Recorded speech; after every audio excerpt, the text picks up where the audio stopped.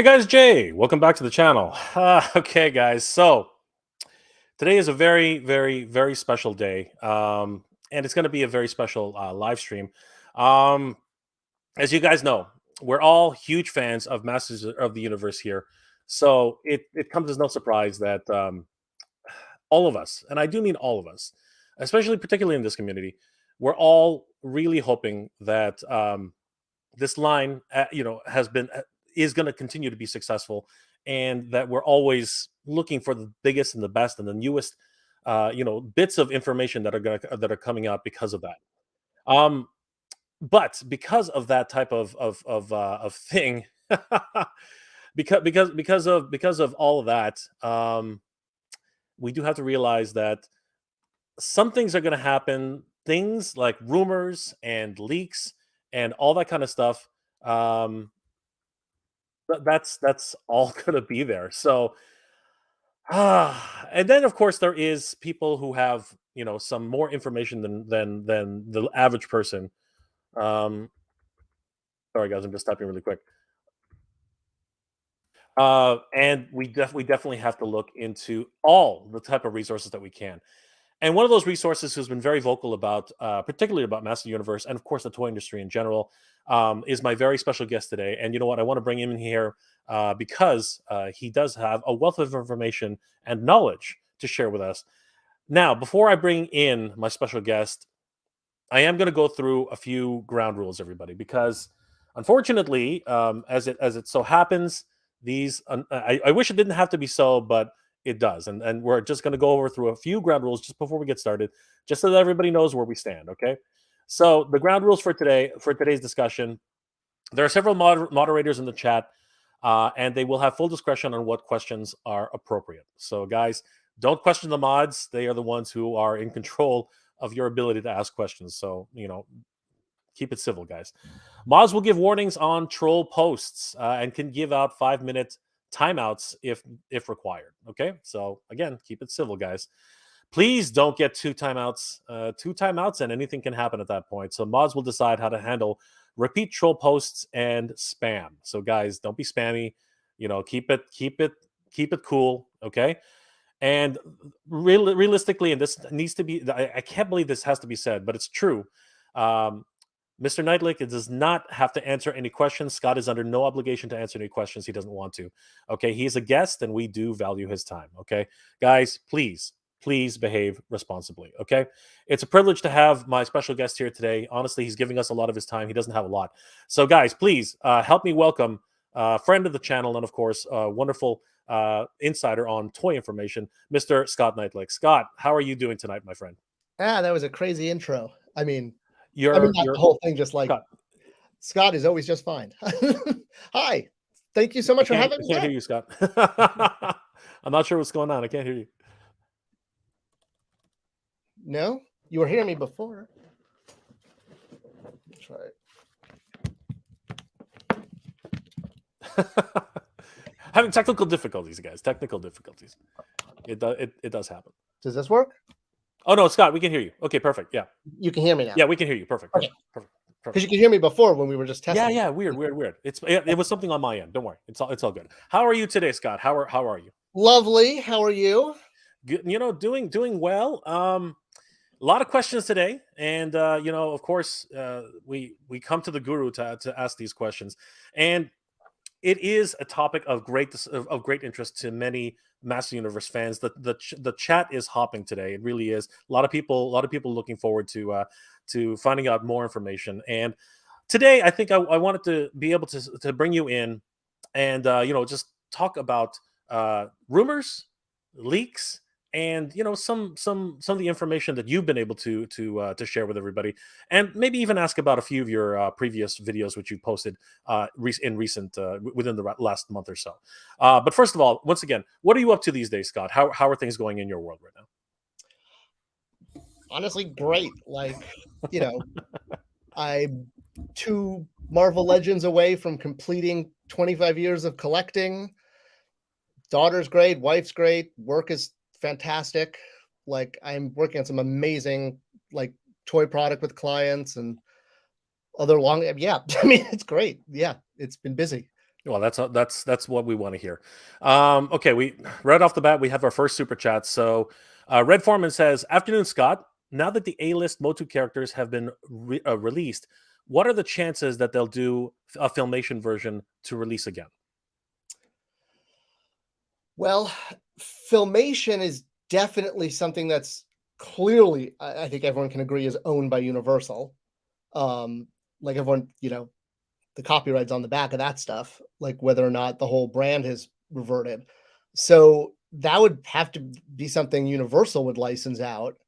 And I mean, everything depends on the popularity of the brand and how well it sells. If the brand sells really well and they need new ways to release the main characters, doing the animation style is like a no-brainer. But you have to be able to sell enough toys to demand yet another. I guess that's the short answer. If there's demand, absolutely, yeah. If there's enough sales, that's an easy way to refresh main characters. Absolutely. Thank you, Scott. Red Foreman, thank you again for the $5 super chat, my friend. Really appreciate it. Oh my gosh. Okay. So, right off the bat, we're getting some super chats, and I do appreciate that. We are going to talk. I am going to ask Scott a few things before we continue with the questions. There will be some time for Q&A, guys, at the end, but let's give Scott a chance to get seated and comfortable. But here we go. $10 super chat. Thank you again, my friend. Follow McFly Toys on IG. Toys R Us will operate 500 pop-ups at Macy's and has standalone stores, one in New Jersey. If Masters of the Universe is leaving Target, Walmart, what if True is trying to make a return to the US, and couldn't they pick up the line exclusively? Um, well, short answer is probably no. Hmm. I actually made a video about this. I don't think it's aired yet. It's probably going to air. I make my videos about 60 days in advance. So like I kind of forget which one, like the ones that air that day. I'm like, oh yeah, that's right. I forgot about that one. And I'm just talking in general about kind of this misconception people have that a pop-up store in Macy's does not a Toys R Us make. When the reason that Toys R Us could carry exclusive lines when it was around was because of the floor space that they had. Look at Target; it has 2 aisles for an action figure. Sort of, well, 1, 2, and then sort of a half. Call it 30 feet. Call it 20. 30 feet, 10 on each side, and then another one. Toys R Us had like 8 aisles just for action figures, maybe 9 if you count it. So that's what gave Toys R Us the buying power. These pop-up shops are tiny. So they're just going to carry like the top A-list stuff, Monopoly, Barbie, Hot Wheels, Mr. Potato Head, Darth Vader. The chance of them even carrying collector product is probably slim. Like Toys R Us had that collector vector section again because they had 9 aisles for just the adult or for the action figure. So yeah. So basically, that's kind of like the reality check on that. While it's exciting, a pop-up Toys R Us in Macy's is not a Toys R Us. Got you. Okay, so there'll probably be many more questions that we can get to, but there will be a Q&A session at the end. Thank you guys again. Thank you guys for the super chats. Really do appreciate that. All right, so Scott, a lot of things have been happening in the toy world as of late, but specifically with Master Universe.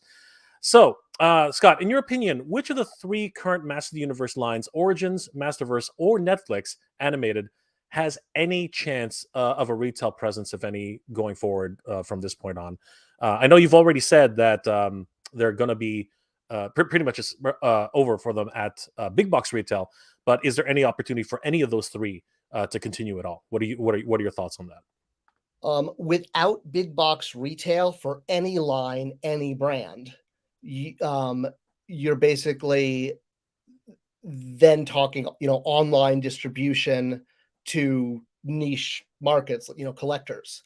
Now that we're down to Walmart and Target, it's also why I've also made videos about this on the channel, on the Spector Creative channel, about how, losing Toys R Us was really it was so much bigger than people kind of realize. I mean, not just because the memories, but again, it was that aisle space, and it was being able to carry all these brands that wouldn't even be carried at Walmart and Target. And now that we're down to just them, and I know there's Meyer and there's there are other places to buy toys, and of course Amazon, but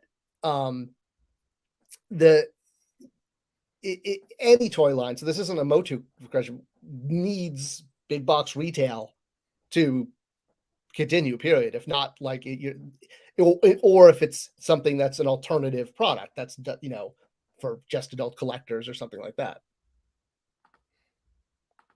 Okay, perfect. Thank you. And Thank I you. do think Motu could continue for adult collectors. Okay. Yes. I mean, if it was just sold online or through Entertainment Earth or Big Bad Toy Store, like it could. There are enough. I mean, we know there are. It's happened in the past with both Super 7 and Mattel. So there's I think there's the question a lot of people are wondering. You've been kind of and you've been kind of forward facing in saying that Master Universe is dead at retail, but does that mean big box retail, or does that mean all encompassing retail? Because we do have fan channels now, we do have Amazon, we have direct market through Mattel Creations. I think a lot of people just want a very much clear indication as to what you mean by dead at retail. I think that's what a lot of people are looking well, for. I don't think I ever used the word dead at retail, or if I did, I mean, because that just sounds very harsh. um, it's just that both. I mean, Walmart is already there is no, I mean, unless so there's other people who see it maybe in the chat, but none of the Walmarts near me have any Masters of the Universe product at all anymore. It's all been removed, and Target is down to 3 pegs and a mecha neck on the mid shelf. And that Sunman thing on the bottom shelf. That's their bottom shelf item, the leftover from December. So, um, again, reverting to the previous question, a toy line has to be supported and at Target and Walmart, or at least Walmart, because of how big Walmart is, in order to hit the minimum quota. All of the other guys, even your Amazons, your Entertainment Earth, your Big Bad Toy Store. I made a video also about this. There's plug number 12. About how if all the small retailers united and became one giant Voltron retailer, Entertainment Earth formed the head and Big Bad Toy Store was the left arm, and Amazon was the body or something. It's still not even close to what Walmart can do, or Target. And it's all about MOQ. It's because there's a very high minimum order quantity on this type of product. To produce below that, the manufacturer is going to pay a huge premium, because that's what the vendor charges if you're under the MOQ. And then that has to be passed on to the consumer, which is why you see like Super 7 figures, for 50, $60, because they probably produce way under the MOQ.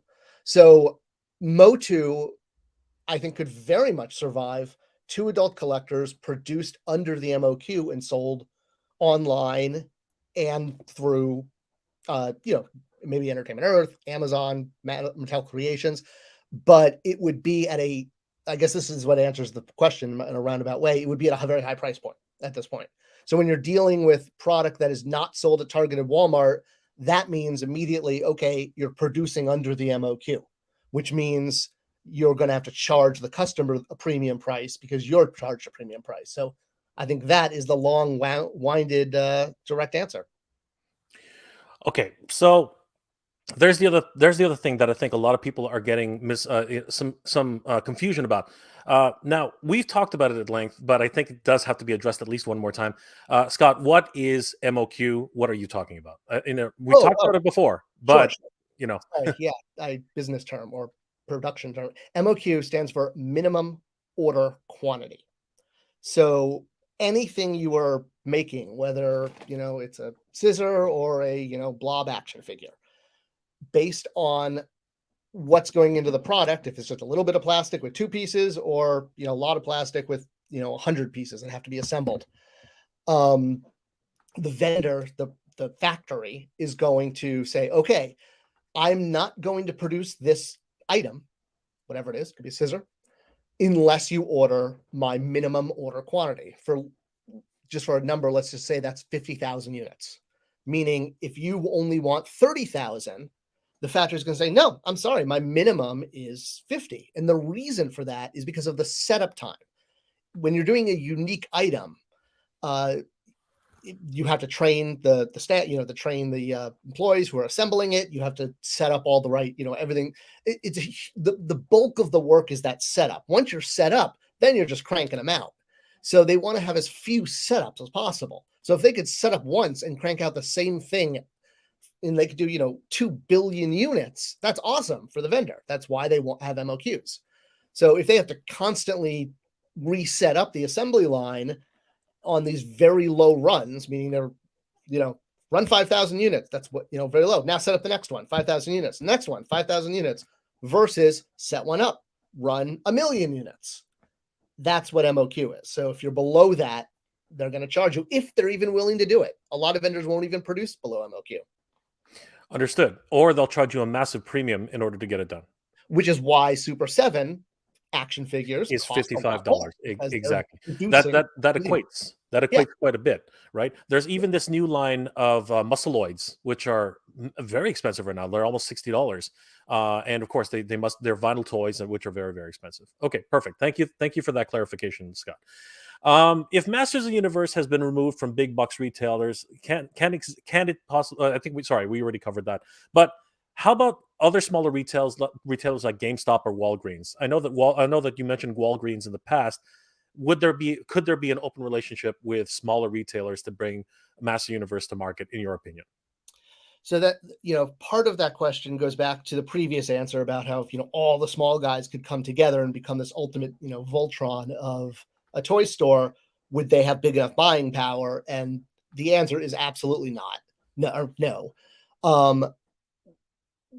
GameStop is obviously a bigger player than, say, well, even like Barnes and Noble has toys, or it's obviously Target, but GameStop still only has like I think 800 stores in the U.S. Walgreens, on the other hand, has I think over almost 10,000 stores, which is why they were able to do so many cool exclusives. A line like Motu could actually be sold at Walgreens, 100%, if Walgreens was interested in taking that. But I think it's pretty clear after Steve Ann left, who was the toy buyer, who was also a collector, after he left about 3 years ago, we're now kind of like, it's the same thing. Like when I left Mattel, I left them with a full tank of gas. When Steve left, he left them with 2 years worth of exclusives that were in the hopper. And now that he's been gone 3 years, we're seeing the results of him leaving, and that Walgreens isn't doing collector exclusives anymore. It was something he pushed for. So Motu could be at Walgreens if there was a internal champion at Walgreens that really wanted them. Yeah, they could take the MOQ. Otherwise, we're looking at the other scenario is the high price scenario. So, anybody could have a Motu line if they were willing to pay the premium. We're just talking, high prices. Understood. But definitely someone like Big Bad Toy Store or Entertainment Earth could do something. And you have experience at Entertainment Earth. Is Entertainment Earth possible to actually pick up a line like this? Do they have the buying power? They kind of do, but I don't think they would want to take that inventory risk. Okay. Because inventory risks are the biggest problem in retail, period. Big box all the way down to mom and pop. And, I'm sure this isn't an issue to share. When I was at Entertainment Earth, one of the things that was like kind of a joke was this huge pallet in the warehouse of Rose figures from episode 9, 8, whatever the first one she was in. 8. Yeah. They're all forgetful. Sorry. And, it just huge number of units. And it was just, set. And every day it sits there, it costs money. We were almost like joking, like, how much money has the Rose, all those pallets of Rose figures cost us today? So yeah, it literally is daily flushing money down the toilet to order something that is not going to quickly sell out. Yeah. I think Rose was in episode 8, I believe. Yeah, no, she was in 8. Yeah, that was the one.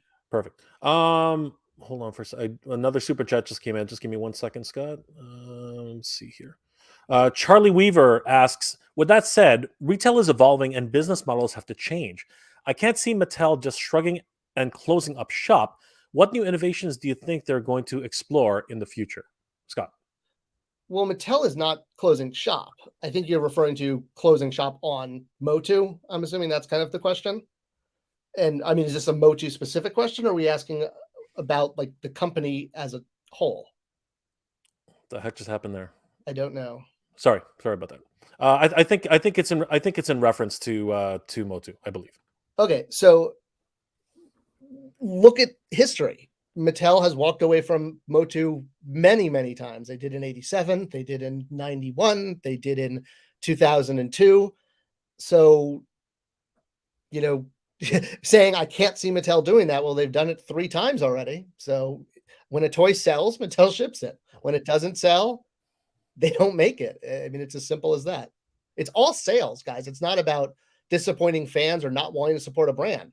It's this you have to just think of Motu as a fork or a cup or a brick. It's just something a company makes. And if nobody wants that brick, the company's not going to make that brick. We are so emotionally attached to it that to us, it's like, oh my God, how are you not doing everything you can to save this brand? But for a large Fortune 500 company, it's a line item on a spreadsheet, and you look at it and say, oh, sales are here or they're not. And if they're not, we better put resources into something that will make money, or our stockholders will, pull out of the company, and then that's bad. So there you go.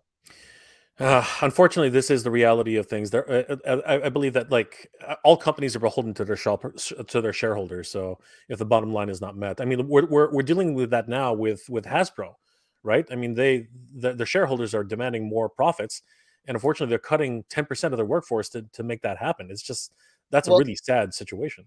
And I think the name shareholders gets a bad vibe or a bad rap, because replace the word shareholders with owner and now say the same sentence.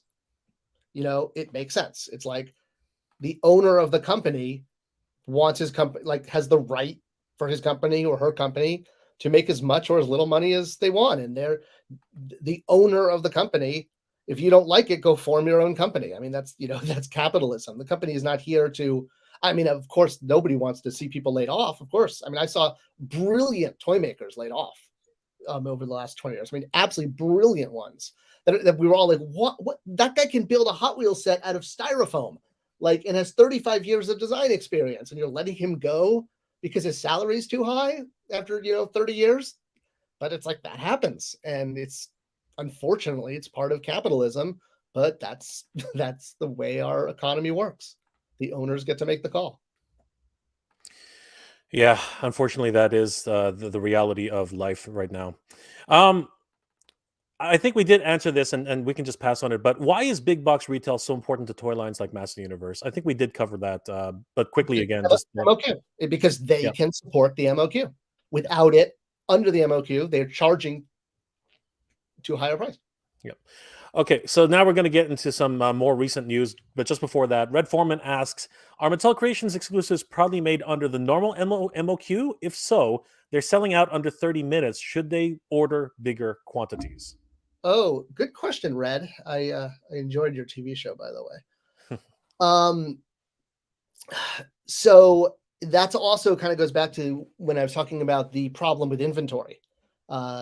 And just as much as Entertainment Earth deals with that, so does Target, so does every mom and pop shop in the world, and flower store, milk store, anything. Milk store? Are there milk stores? All right. So the reason they're not producing more is because it is a much safer bet to slightly produce less than the demand to ensure you've sold out cleanly than to overproduce and be stuck with inventory, because it costs money. And then if you have to sell that product at discount in order to get rid of it, you are now damaging the brand and future sales, because people will say, oh, well, I'm not going to buy that now. I'll wait till it goes on clearance. So it's a much, much safer bet from a business perspective to make sort of 80% of demand, call it, figure out if you can sell 10, make 8. And you know what? The 2 people that don't get it, I get it. And as a collector myself, yeah, it stinks. But that's how business works. If you're stuck with inventory, that's not a good business model. Okay, so we have another super chat, but I just want to introduce this one topic before we get to that super chat. So Scott, have you heard of the recent leaks on sites like deepdiscount.com? I guess not. Okay, all right. So I just wanted to come up on some recent rumors and leaks. I wanted to go into that momentarily, but we will go ahead and get to this super chat first. Carlos Caceres, says, "Hey Scott and Jay, what would you have done differently if you had been the Motu brand manager during this retail run and relaunch of Master Universe and Masterverse and the Netflix series? God, the $1 million question. I've thought about that. And I mean, honestly, the short answer is, I don't. I would have just kept Motu going online for collectors. From all the time I spent on the brand working on it and also working on selling it into retail while I was at Mattel, my big takeaway was that just there wasn't an audience outside of the adult collector. I looked at all the data from 2000X. I was, on the street, working it in, at Target and Walmart, trying to sell it in. And it's a weird question because it's like my answer would be, well, I would just say, no, let's sell it online to collectors. If I was in a position where I was like, no, you are the brand manager and have to bring this to retail, I mean, I'd have to think about that more. It would definitely be, there'd be, spreading out main characters way more. Not having a play set out at day one, I think was a big mistake. But I don't know if I think the takeaway is anything I would have done, personally, whether from my experience, my insight, or just plain damn luck. I don't think that it's a winning horse, if you will. I don't know if there's is there something I would have done back in 2019 that could have ensured the line continues today? Not that it was DOA, but it kind of felt like it was like sort of a 1-2 season kind of fun nostalgia thing, kind of like Ghostbusters was. Ghostbusters came back and did a cool little fun thing and then went away. Why are the Ghostbuster fans not as upset about the He-Man fans? Like, that's a perfect parallel right there. So did I kind of answer the question? I think you did, Scott. But because, and obviously, you being who you are, you probably had to lay out an entire year's worth of planning and stuff like that. So it was a kind of on the spot question. But thank you for answering as you did. But you know what? Following up on that just a little bit, do you think that the 40th anniversary? I have an answer. Oh, okay, you have an answer. Wait, stop! I just remembered. Like, I have this great I actually have a great answer to that. Because this is what I want. This is actually okay. Here's an awesome exclusive for you. This is what I actually wanted to do at Mattel to get the line to retail, was to put Motu into Imaginext at Imaginext scale, but make it slightly bigger, meaning like half an inch bigger, in the same way that Motu figures back in '82 were about half an inch bigger than like a Star Wars or G.I. Joe. It was deliberate to make the toy stand out and be a bigger action figure. The reason I would go with Imaginext is because that's the audience that plays with toys. And I would do play sets and vehicles because you can do that with Imaginext. I know they did like those 9-inch or something, like 12-inch Imaginext figures or something. I don't even know what that is. But yeah, what I really pushed for was to do a Motu Imaginext, just like they practically did Dino Riders without a name. But as hard as I pushed that, no one wanted to do it because they didn't want to see the brand de-aged. But that's exactly the thing. If you're going to sell at retail, you have to sell toys to the age that buys them, which now that's like 4-year-olds. When we were kids, it was 10-year-olds were still playing with toys. So if you accept the fact that basically toys are only played with from 3 to 7, 6, well, that's what I would make He-Man of, is I would do Imaginext. And then for the collectors, I would have continued something like Classics on the side or online, trying to sell He-Man in it's called the older boy action aisle versus Imaginext sold in the younger boy aisle. The younger boy aisle is where toy sales are, where for action figure play. The older boy aisle is where movie souvenirs are sold. So there's your answer. Got you. Okay. Thank you again for that, Scott. All right. So we have 2 more super chats, but I did want to, and we will get to them in a second. But I did want to cover a few more things. So this past couple of weeks, a lot of drops and reveals have happened from multiple sources, and our friends over at Geek Dad Life and our friends over at Toy Habits have been very constant on breaking these leaks and rumors. Now I'm going to start with Toy Habits first, and then I'm going to circle back to Geek Dad Life. Um, where do you think that these rumors are coming from? I mean, we did see that at the press kit for Mattel earlier, like late last year, Snake Mountain was announced and was actually confirmed to be a retail release.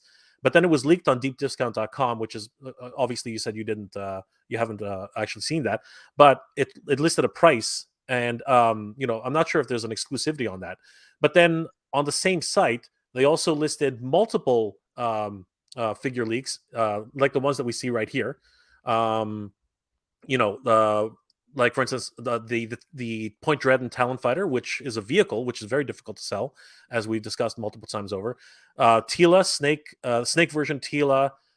We found out later that it was actually a Snake version of the Palace Guards, a new King Randor, which has been teased on the backing cards, as well as another version of Man at Arms for the Origins figures. Where are these leaks coming from, in your opinion, Scott? And is there any is there any actual validity towards them, in your opinion? I think 100%. I think all of this is, I'm sure, in the hopper, and these leaks are probably true. Whether this stuff makes it all the way to market, um, I would say is likely at this point, and that's why you're seeing it at deep discount. So let me kind of shed some light on what we're looking at here.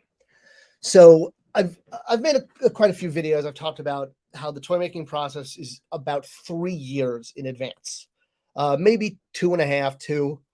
If you're a smaller toy company, you can get something to market in 6. I've seen it happen. But for Mattel or Hasbro, you're really going to start 3 years in advance, which means when a toy line gets delisted or canceled, or retailers, let's just say, cool off on orders, aren't interested anymore, whatever you want to call it, there's already stuff in the hopper for like a year and a half forward. So if we pulled the plug to, like, let's say, Target called, giant toy company A today and said, I'm not taking this toy line anymore, starting tomorrow.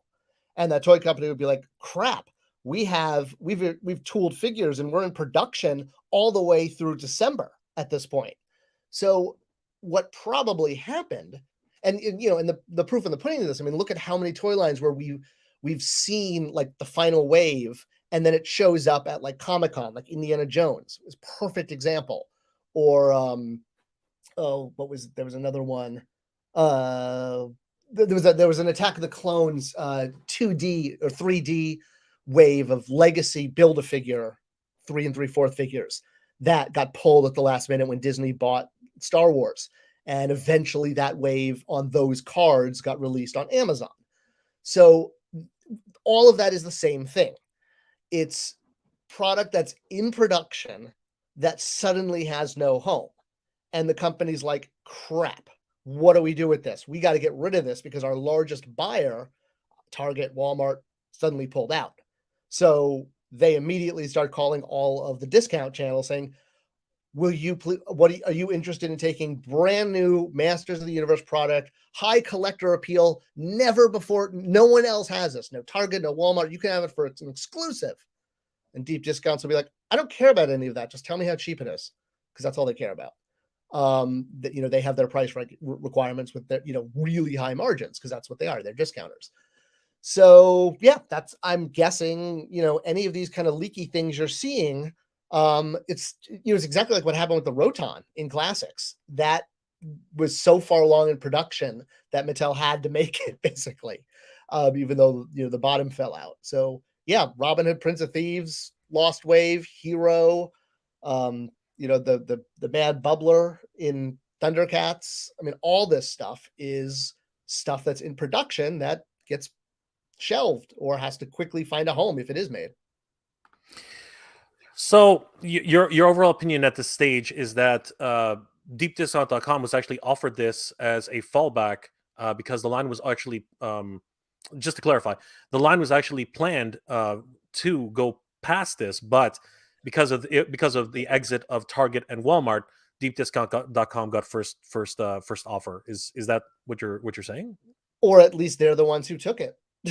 They may not have been given first offer. They may have brought this to many companies who said no. I understand.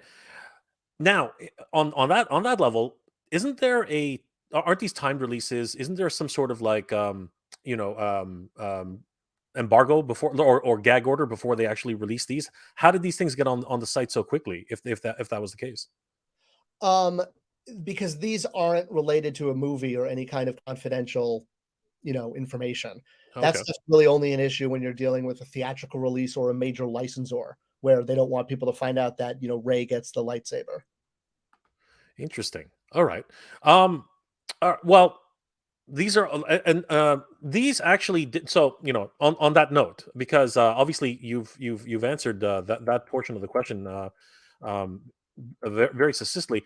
That being the case, though, these were as friends of the channel, Geek Dad Life. These all were at I'm not even going to try and pronounce the name. These were at a toy show in Germany, and have you heard of that toy show?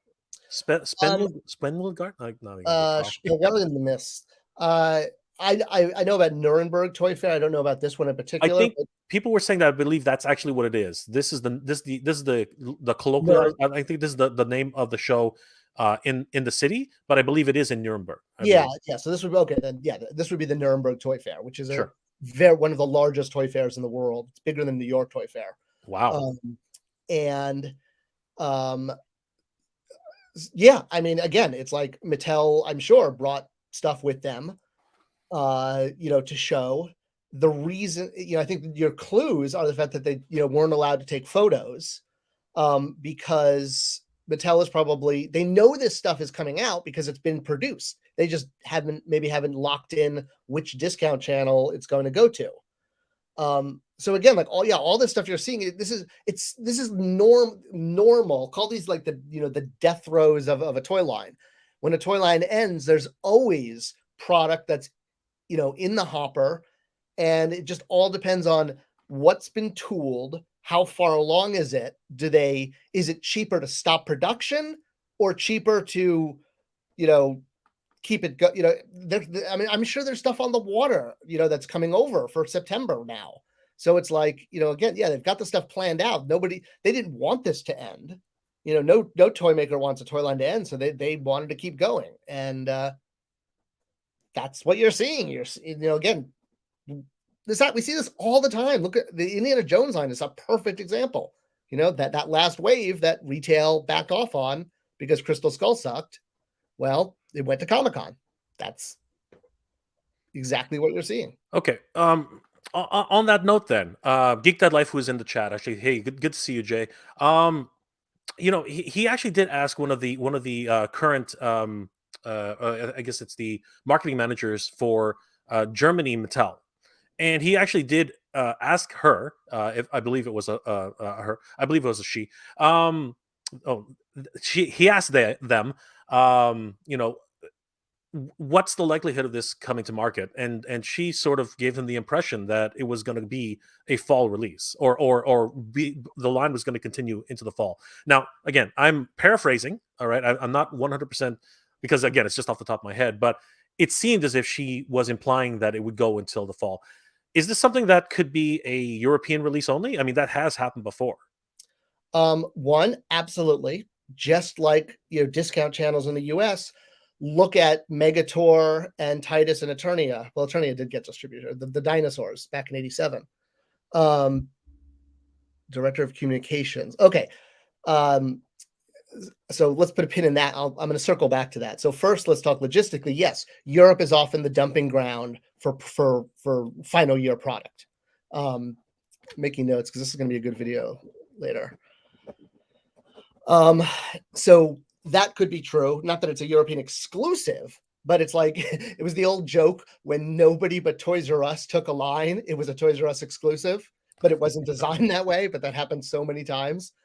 And then the other thing is, honestly, the people who are the spokespersons for Nuremberg and Hong Kong, unless the show is at El Segundo or Providence, like it's at Mattel or Hasbro's headquarters, you're not always dealing with the latest information.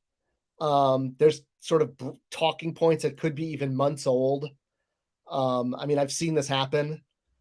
I think that if a brand manager in El Segundo told a fan site that this is going forward, that would be a lot different than a spokesperson, not even the marketing manager. It's just a spokesperson, PR, which don't work on the line. They're just handed talking points. So really, it's just like, honestly, let's all just take a step back and talk reality here. If there's going to be a fall line for Masters, where is it? Hasbro has revealed product all the way through early 2024. They just did a Black Series or Star Wars reveal last week where they revealed 2024 product. So we are now in February of 2023. I don't believe anything has been revealed that's not at retail now. Correct me if I'm wrong. So I don't know, Jay, thoughts? No, I mean, like again, this is the information that we want to hear, right? And so basically, it's our opinion that because in this opinion anyway, Europe is pretty much at the end of the line in terms of like being offered. I'm just paraphrasing. You can correct me anytime, Scott. But basically, Europe would be the last offer, and they would get it an exclusivity offer because that's it's proven that they have sales over there, and it's one last chance for these planned figures to be released in a market and possibly circle back around. I think you might actually be looking at that almost a little bit too much of a halo with a halo on it. It's really about getting rid of the product and finding any market that will take it. And if they can send it to Europe, great. If they can send it to Canada, great. If they can sell it to a deep discount in the US, great. It's not about like rewarding Europe or making like, exclusive to Europe or something like that. No, this is, again, I keep going back to that Indiana Jones set or, what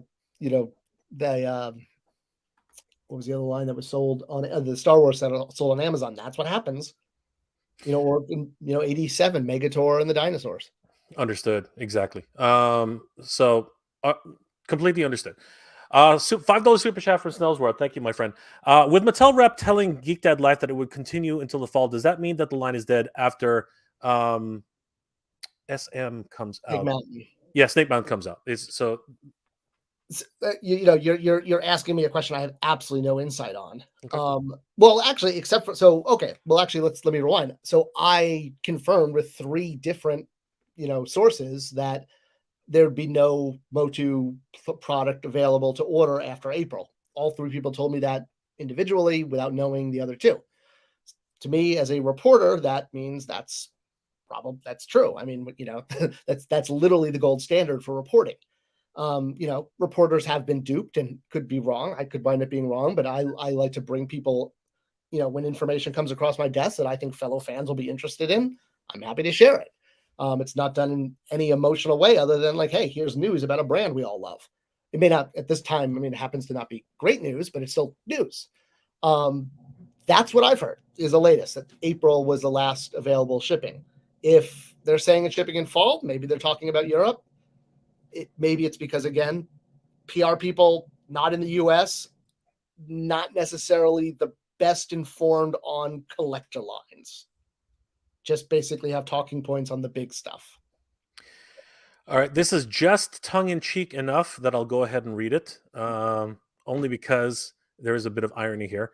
Geechee Don says, "Forget the toy, Scott. Do you have a plan for when Prussia will attack?"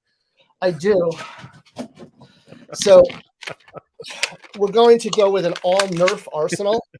I've got sergeants and lieutenants standing by in the upper plains by the Caspians. We're going to swoop down using a Napoleonic pincer maneuver, usually wiping out any cavalry or potential vanguard attack. And I think that's how we'll take them.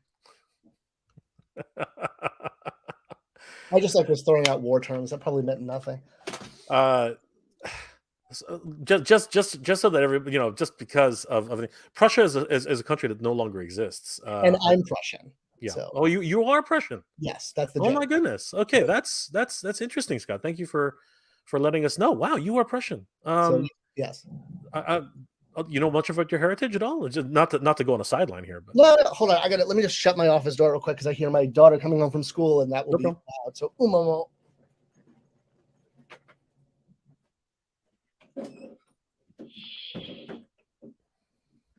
Okay. I mean, the quick version is that there were 7 brothers that came over from Russia, Prussia, like that area in the 1850s. Anyone with the last name Knightlick is directly related to me. My father's actually extensively traced all 7 brothers. I think 1 went to Israel, and 5 came to the U.S. and 1 stayed, if I remember correctly. But yeah, I mean that's Wow. my heritage is that Wow. area of Europe. You know, and you know what? I know a little bit about Prussia, so wow. I also just think it's funny because they don't exist. All I can say is wow, just wow. And we'll leave it at that. Red Foreman, thank you again for the $5 super chat, my friend. Do you see collected lines going more to a pre-order system like Mayfex and Mezco to do their lines? Basically, only keeping kids' lines in stores. Yep. Well, that's there you go. Or movie-related lines. If there's a movie, Okay, yep, if there's a movie, you'll get like some more collectorish product. totally understand. Or there'll still be some nostalgia stuff, but Okay, yeah. so we're running a little bit short on time, so let me get. Over a little bit. Okay, good. So okay, awesome. I want to try So to get let me know when something happens. All right, so Scott, circling back to your latest video, what is Mattel Classics? Because I did a live stream the other day. Just what is that? I've never even heard of that. Was there a press release on this? Like like where did this come from? Like is this something that's been known for a while? again, I have many contacts in the toy industry, and after 3 people independently confirmed this to me, I was like, oh, hey, cool, that's gonna happen then. So let's make a video about it. I don't know anything beyond what I said in the video. It's other than it is what I believe is classic, not plus. So there's no plural. It's not versus like Motu Classics or DCU Classics, and it's 8 in a case. They're not telling retailers the characters, and that they could be from all of Mattel IP. That's basically all I've heard, and it will include some Motu.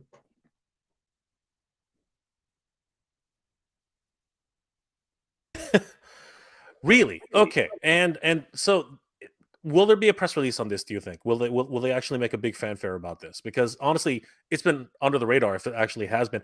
Also, there has been some murmurings that Neoclassics is actually a trademark and that it could have been something related to Hot Wheels. Do you know anything about that?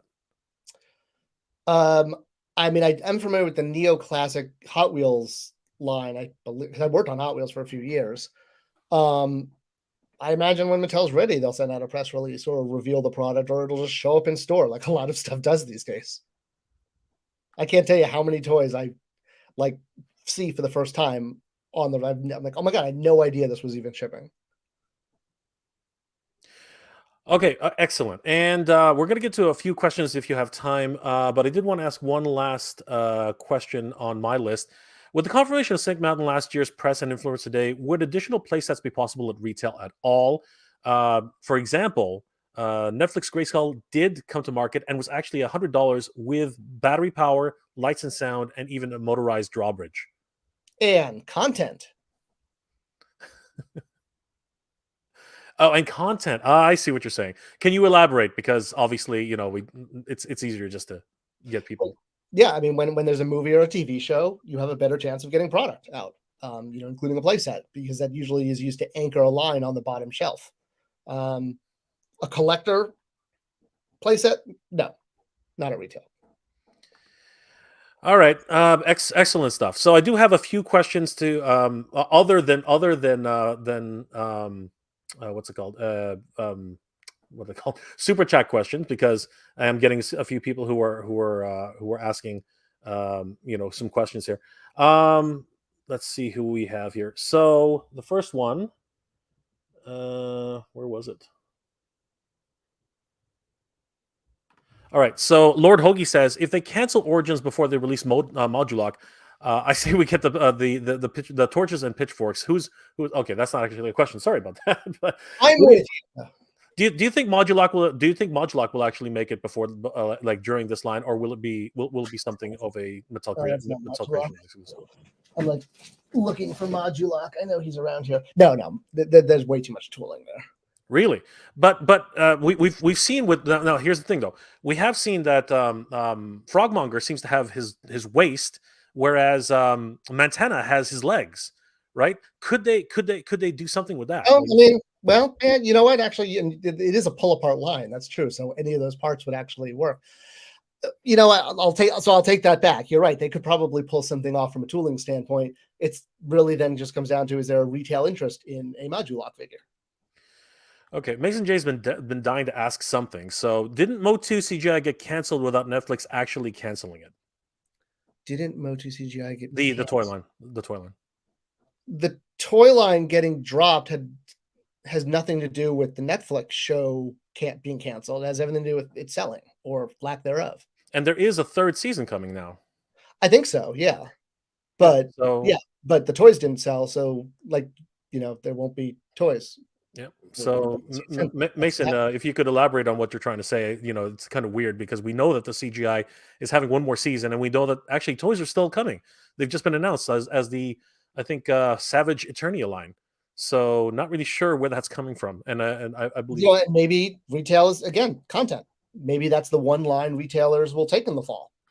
They could easily be like, for a season 3 premiere, we're going to do an end cap or something. That could happen. Okay, Mr. Cheeseburgers, thank you again for the $5 super chat, my friend. My new Eternia He-Man pre-ordered from Target has no release date.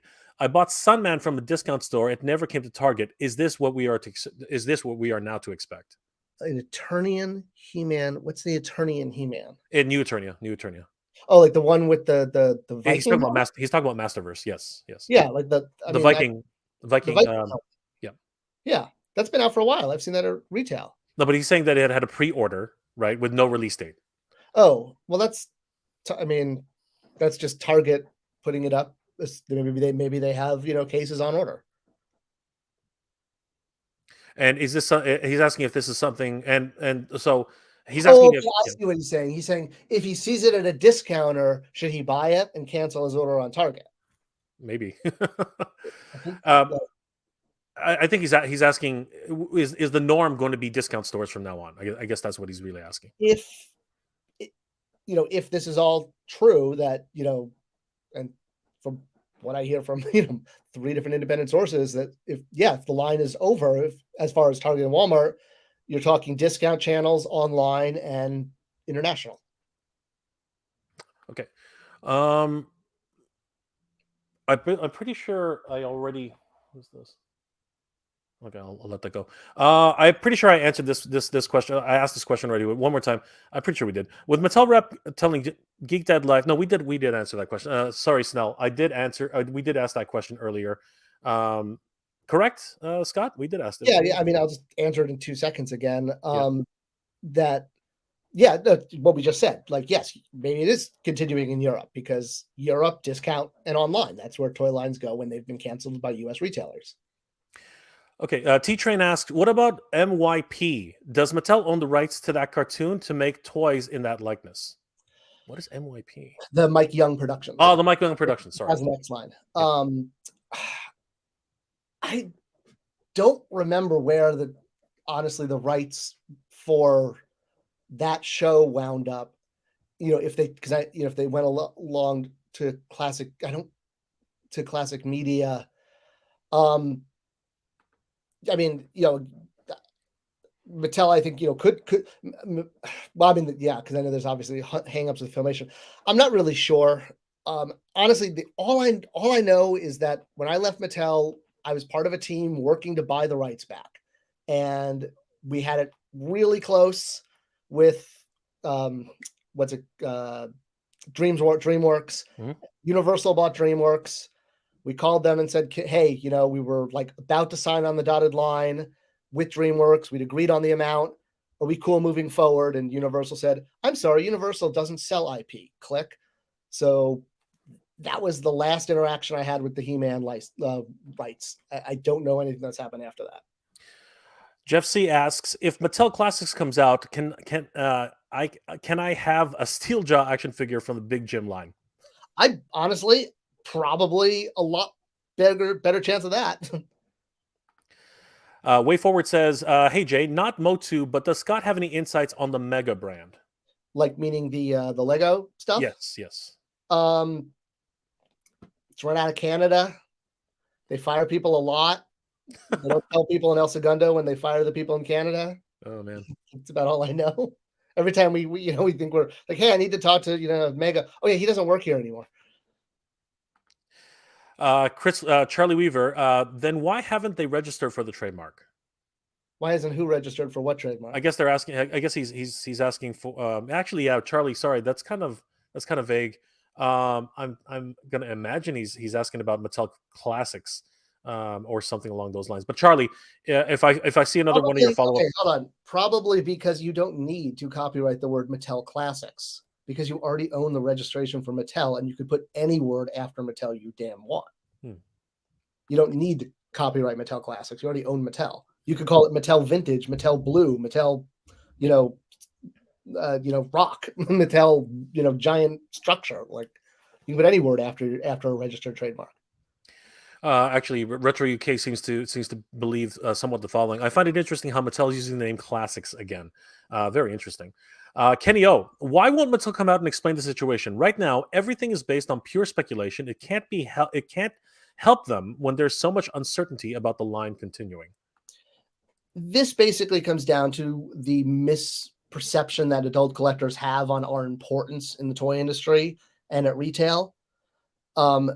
Let's say you have 1,000 pennies that you're in charge of. Adult collectors represent one of those. Is that where you spend your resources? Or do you spend your resources selling Barbie, Hot Wheels, and Fisher-Price? There's your answer. James Howlett says, Scott, could Motu be doing a change of SKU for the new Netflix season, and the new products appear as different lines rather than it ending? Yeah, no, that's possible, and it could be done as like a seasonal thing where they know, okay, we know this brand like can't last year on year, but we have new content coming out.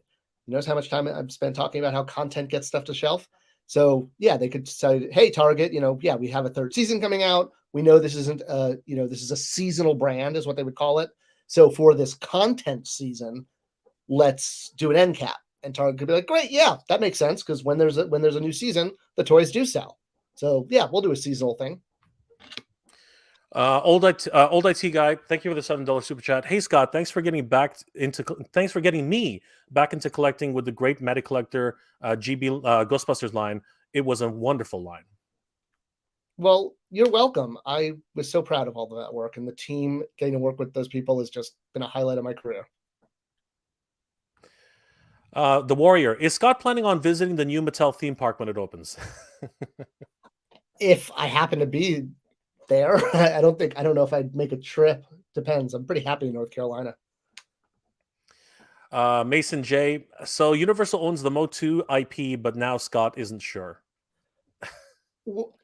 Like I said, the last contact I had touching Mattel, handling this issue, was having Universal tell us that they don't sell their policies. They don't sell IP after spending 8 months negotiating with DreamWorks to buy it back. After that, I don't know what happened. Anything could happen. Maybe Universal did sell it. All right. Comic Enforcer says Master Universe is a registered trademark of Mattel. Look it up. It's not Universal. Yes, that's right. The toy trademark is registered to Mattel. Absolutely. Just like Batman, or when Mattel was making Batman toys, the Batman trademark for action figures was registered to Mattel. Now it's registered to Spin Master and McFarlane. Carlos asks, question for Scott. During your time at Mattel, was the idea for a Motu 5.5 scale figure line ever kicked around? Thanks. Whoa, something just fell.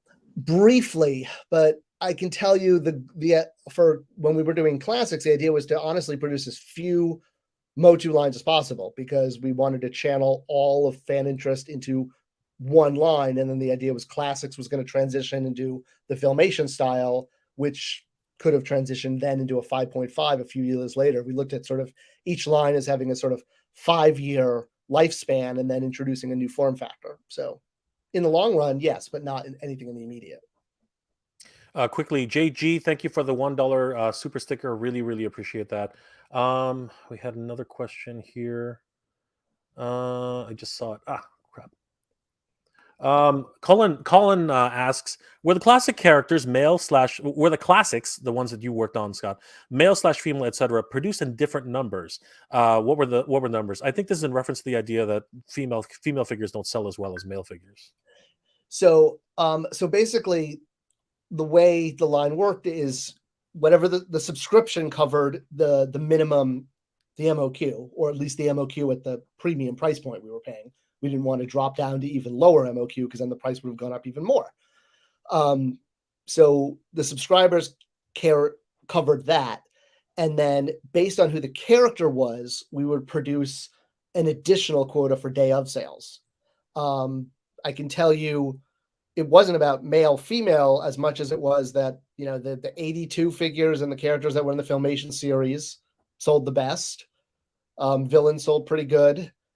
The POP, there's a big drop off between a He-Man toy and any She-Ra character outside of She-Ra.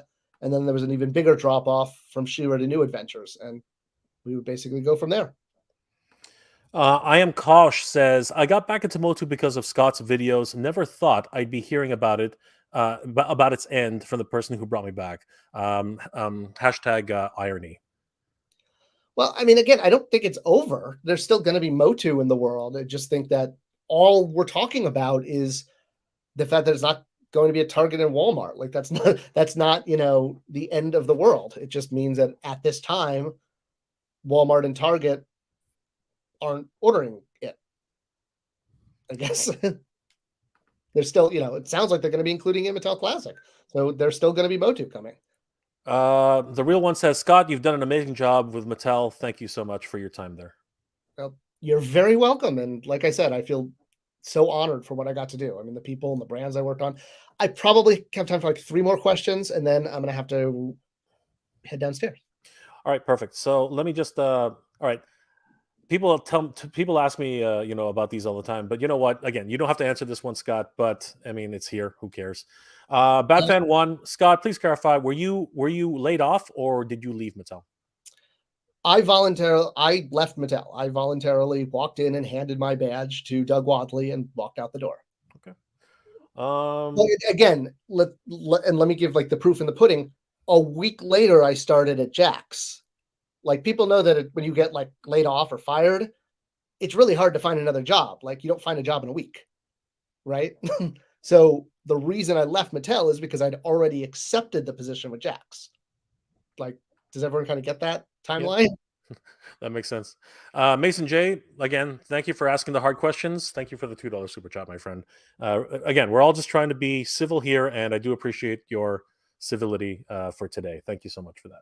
All right, we're going to do 2 last questions, and then Scott really has to go. So I'm going to find something interesting. Here we go. Omisoka says, isn't this going on with every single toy line at Target and Walmart? Marvel, DC, WWE, Star Wars, they are all peg warmers. Do they also have the possibility of getting canceled at any time as well? Well, ask yourself this question. Does Marvel, DC, WWE, and Star Wars have content?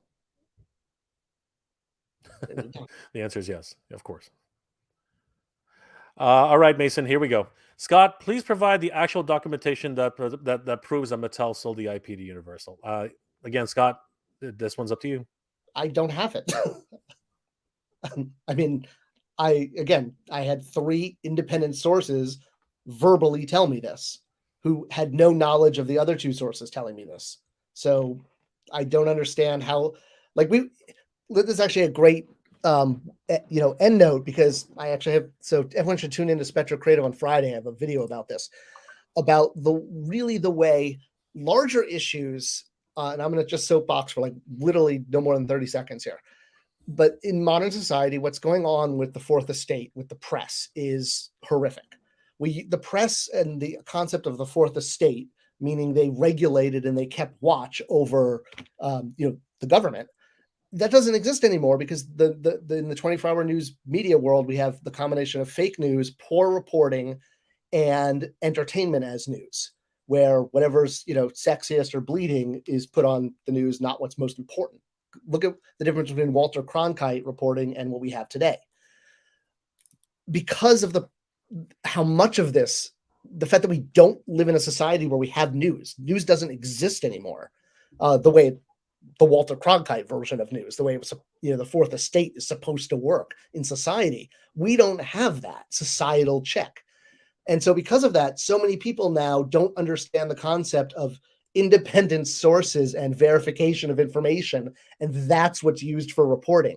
They're so used to like the CSI effect where, there's direct DNA right there and, I can spot it. And that's how that's not the way the world works. There's not always a giant arrow pointing to something. But when you do have multiple sources independently confirm information, that's traditional textbook Pulitzer Prize investigative reporter tactics. So for people saying like, oh, well, if you don't have, the DNA, if you don't have the actual memo, I don't believe you. That's fine. But I think you need to take a step back and learn a bit about more how the third estate works and how reporting in the press works, because that's really important to society. And that's the loss of that is the biggest problem, I think, going on today. And I think that bleeds over directly into adult collecting when you look at the reaction people have when they say, I don't believe you unless I see the body. And that's not the way the world works. There's usually not a body.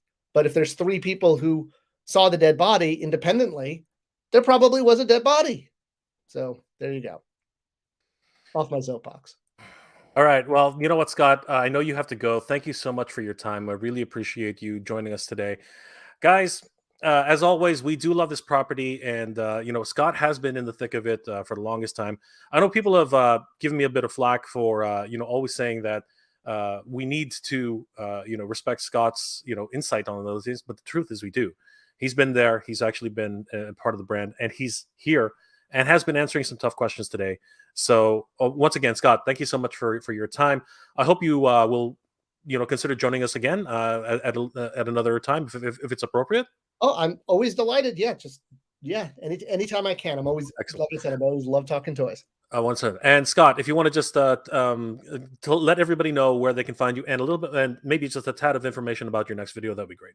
Oh, sure. Yes. So I am on spectorcreative.com, or you should definitely check out the YouTube channel, Spector Creative, where I post about 4 or 5 times a week videos about the toy industry, sometimes relating to retail, sometimes relating to books and history, all sorts of fun stuff. The next video I have, so Friday's video is actually going to be about what I just ranted about the lack of a fourth estate and how that's now affecting the way collectors interpret information, and in particular, the way we pretend we don't know things sometimes when we do to please a toy company, shall we say. It'll be an interesting watch. So check it out on Friday. Excellent. Thank you, Scott, for being here tonight. I really do appreciate it. Once again, guys, Scott Toy Guru Nightlick, everybody. Thank you, Scott. Thank you, guys. A pleasure. And I guess I will see you guys in the toy aisles, or the retail, or the lack thereof.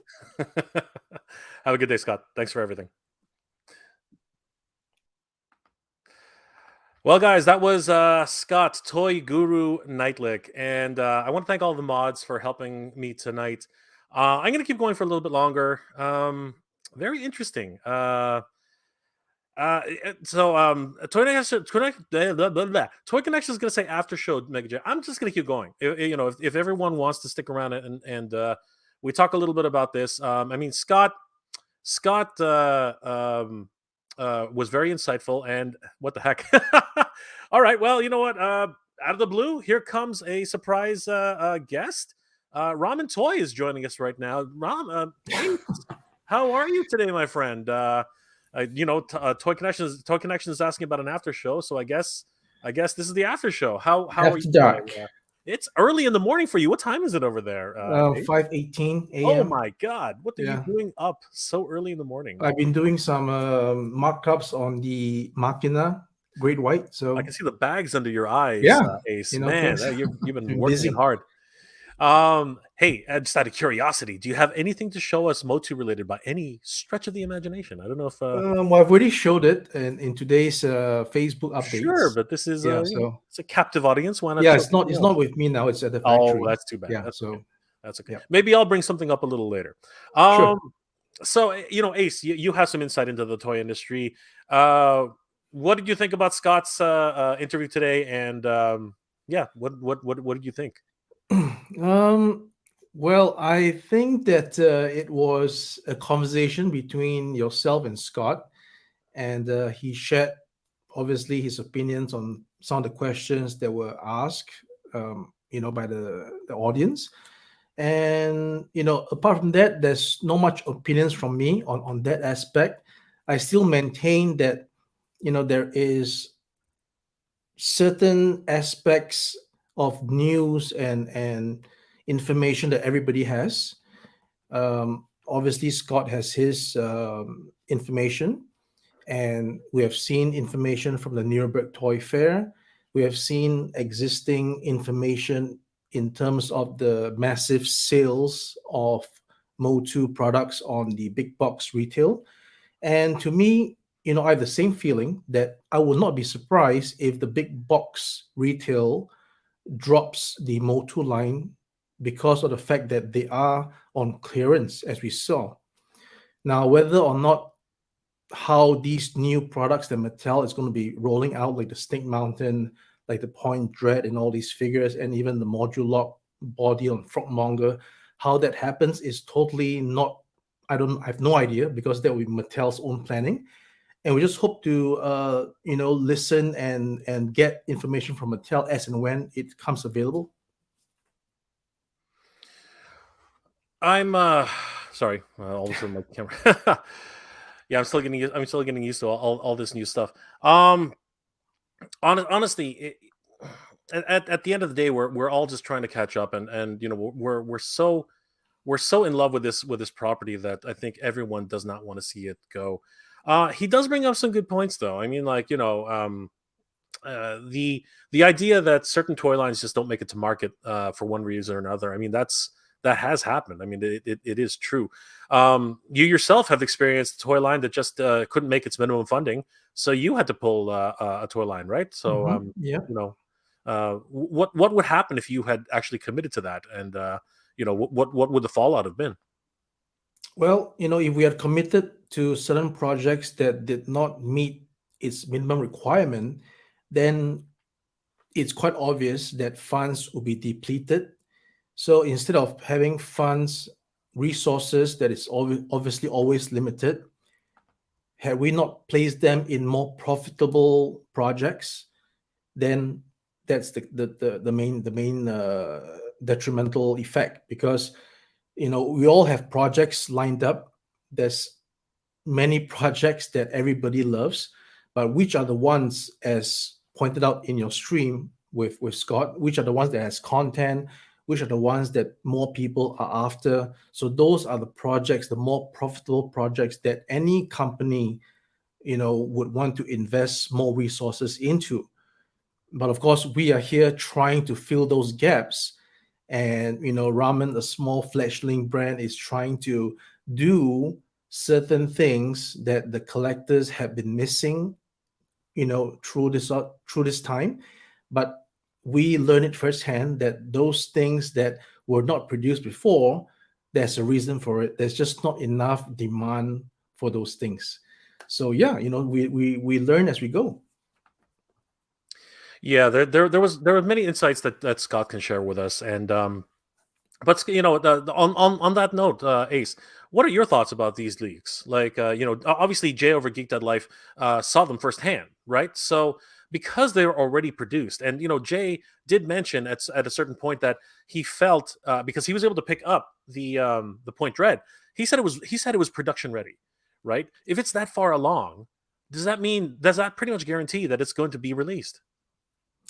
Well, so that's the thing about these kind of conventions, which is for trade shows only, is for trade. Uh, you can't even get into the Mattel booth without an appointment. That's for sure.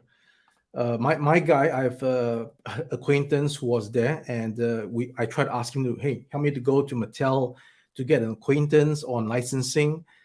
He wasn't allowed into the door because he had not had a prior appointment with any rep from Mattel. So that goes to show you the kind of entry level, if you may, right, to get into even a trade show that is meant for people who are there, who are supposed to just walk in and have a look. But no, it's still on an invitation basis, on a appointment basis. So on that note, it could be the fact that some things are maybe for prototyping or even for showing in the showroom to people who might want to be interested to buy.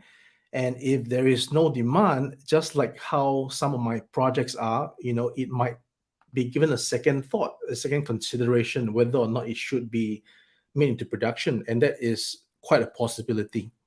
That's my opinion. Yeah, it's for me, I'm very much hopeful that that this is, what Jay saw is definitely going to come to market. And you know what?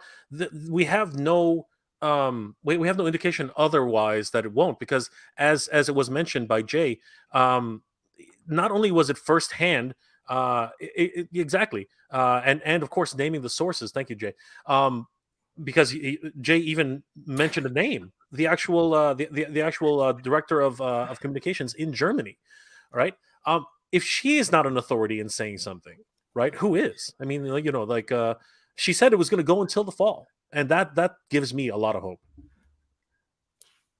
Well, I mean, I'm not going to counter somebody who is a Mattel rep telling Jay stuff, but all I can say is based on my experience, there is country managers, right? So each country manager does not know what the other country manager is doing, not necessarily, right? They might not know. Most of the time, they won't know. So for example, when I was at the licensing expo in Las Vegas, when I was trying to speak to licensing representatives, they would tell me, where are you from? Where are you licensing in? Oh, you want to do it in Asia? Oh, please talk to this person in Asia. There's nobody here who will handle your case. So in that respect, in Nuremberg, the fact that the Mattel rep handles that particular continent, and again, as we all know, why are certain waves not making it to certain countries when Mattel is supposed to be a global brand? Again, we zoom into those particular country managers, whether or not in that region this product is selling well. If it is not selling well, the purchasing manager would not put in the PO to get those products in, and that's just simple business.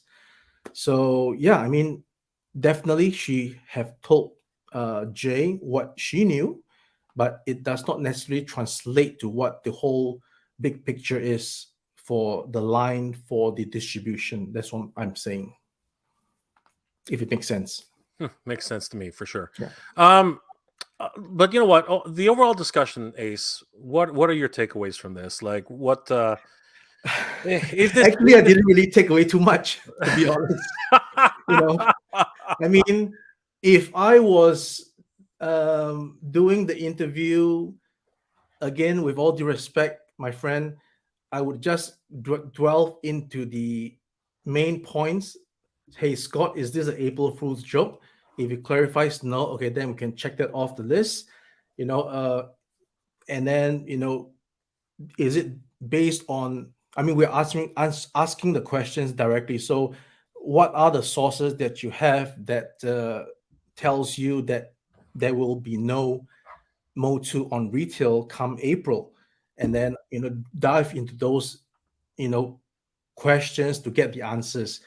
But it was more of a conversation, and then certain other questions came into play, and then it was sort of sidetracked away, in my opinion. And I just thought I didn't receive too much in terms of what the questions, the speculation, right? Ending speculation. That's all.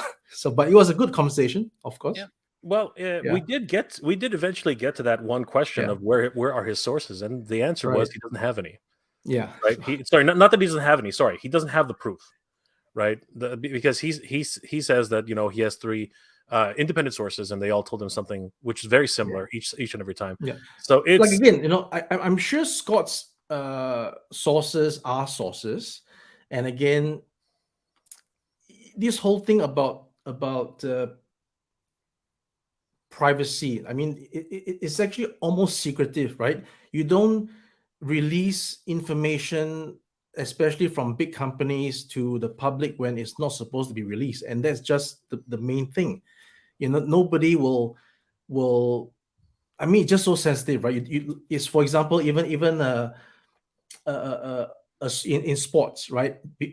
Before a player is sold to another club, you don't release any information. If you do it, it's detrimental, because if the sale is not made in the end, then what happened to all those speculation?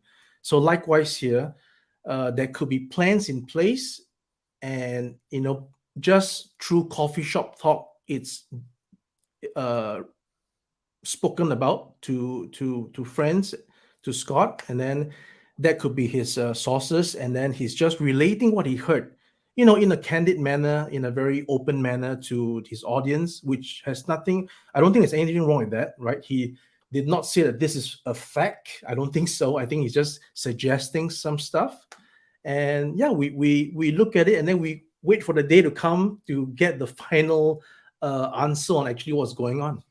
That's what it is. it's interesting. At the end of the day, everyone's saying what they what they're hoping for. Scott is though, and we do have to. What do you think about this though, Ace?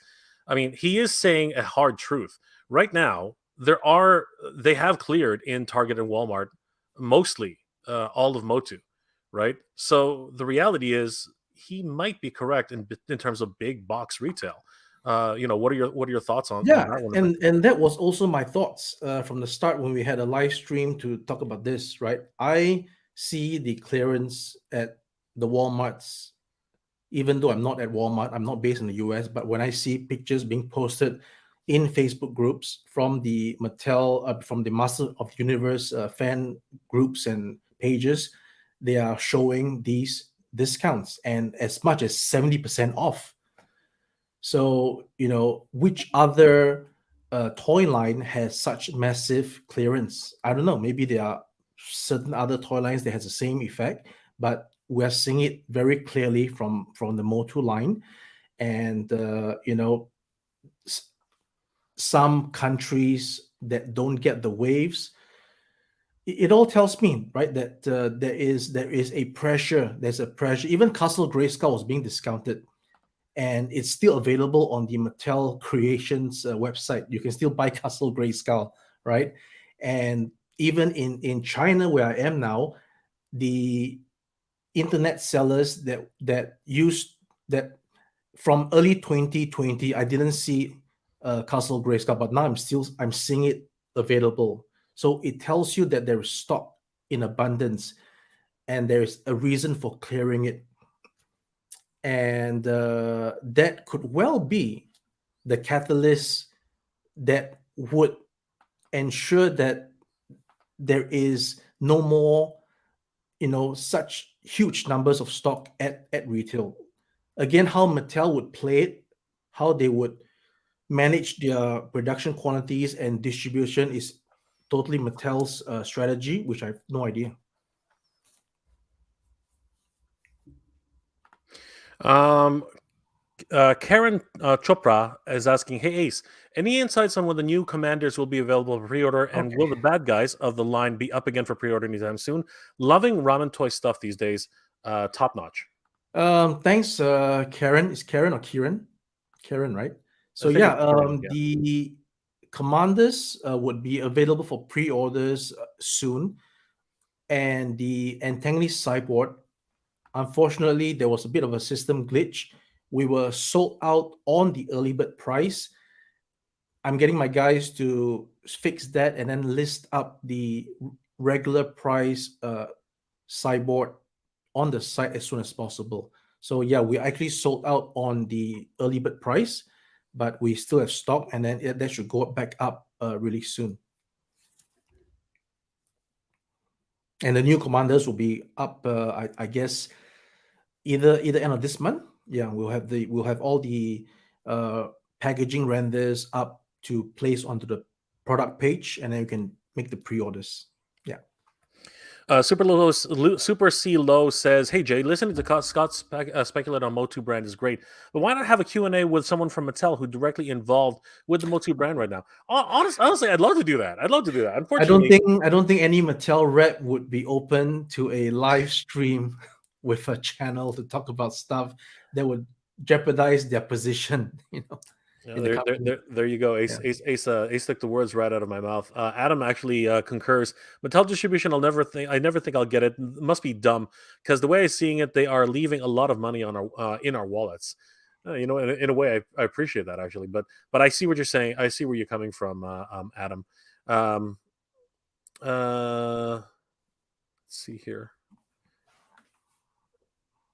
Okay, so Sir Clifton says, my big local retail wiped out all the Motu from the face of the area. He's telling you some truth. He even mentioned his area retail ending as well. I have to choose online or drive 3 cities mic drop. Again, this is just a continuing, ongoing problem that's happening right now. But Ace, you deal with a lot of direct sales. Has it worked out for you? Like what has been the what has been the experience in your opinion? Well, Jay, again, we are a very small setup. We rely basically on B2C, which is why our Facebook is important for us. That's where the customers come and see the product, and then the website is there for them to then transit into the website to make the purchase. So we are very much a B2C setup. We rely solely on the fan base support to get the products to meet the MOQ. And most of the time, we only just do the MOQ, which I've repeated many times, that is about 1,000 units run of one particular SKU. Obviously, we have other brands that is doing much better, as we have seen. Some, Kickstarter, and then, the brands. So yeah, we're hoping that through the years that we are developing, we will expand this customer base and get into some other licensing opportunities so that these products that we make can go onto the bigger retailers like Big Bad Toy Store, Entertainment Earth. They would take licensed products, and then from there we can grow. That's the dream, to grow bigger, but not necessarily to the extent that we lose the sight of the goal, which is to do the things that we love. Because when you get too big, then you're pressured to deliver products, even though it might not be something that you are passionate to do. If you're doing it just for the sake of doing it to get the products out to meet or feed the monster that you have created, right? If the company grows big and it needs funds, it needs revenue, then you just start churning out stuff, and that's exactly what you see in Nuremberg from toy companies. You have so many types of toys that the employees of the company have to crack their brains every semester to come up to the board and say, hey, this is the new product, this is what it does, this is the play value. You got to crack your head. And kudos to the people who can make a revolutionary and innovative product to deliver to the market. Otherwise, from our perspective, we're just doing very simple, stuff that is more attuned to getting the accuracy of the sculpt and getting something that was part of your nostalgic childhood into your display. That's what we're doing. Highly Articulated says, I respect Scott's history, and in some of his videos that share insight on the toy industry are great, but he seems to be speculating on things that he has no more insight on than most of us do. I mean, that's probably true. I mean, he's no longer in the boardrooms. He's not, but there was one part about what Scott mentioned that I want to counter. Again, with all due respect, I'm not trying to say that he's totally wrong. I could be wrong, right? But when he mentioned that the trademark of Masters of the Universe belongs to Mattel, just like how the trademark of Batman would belong to Spin Master.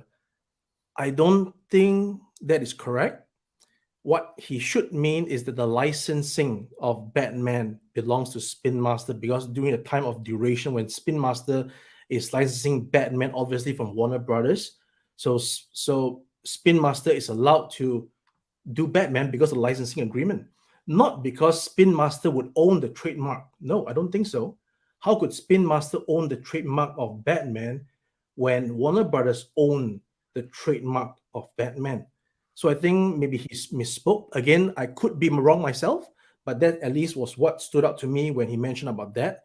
So coming back to that, then therefore, Masters of the Universe, the trademark, if it belongs to Mattel, it will belong to Mattel for as long as Mattel holds the trademark. Well, why a company or an entity would sell the trademark, I'm not sure. But of course, once it's sold, then that entity can't say that the trademark is mine because I've already sold it. Now the trademark belongs to somebody else. So that's my take. That's what I picked up from Scott about the trademark thing that I thought was a bit missed. Yeah. There were so many things which were talked about today, but we did get some answers. I mean, there was a lot of back and forth, and honestly, we there were some hard questions asked, and I'm glad Scott even came on board, because he really didn't have to. Javier Rito, too much He-Man and Skeletor. Moti needs to focus on other characters and not buying multiple versions of He-Man and Skeletor. There are others to get out there. Mattel needs to understand that. Is that a case of repaints because they need to make money, Ace? Like why all these re-releases of figures that have already been released?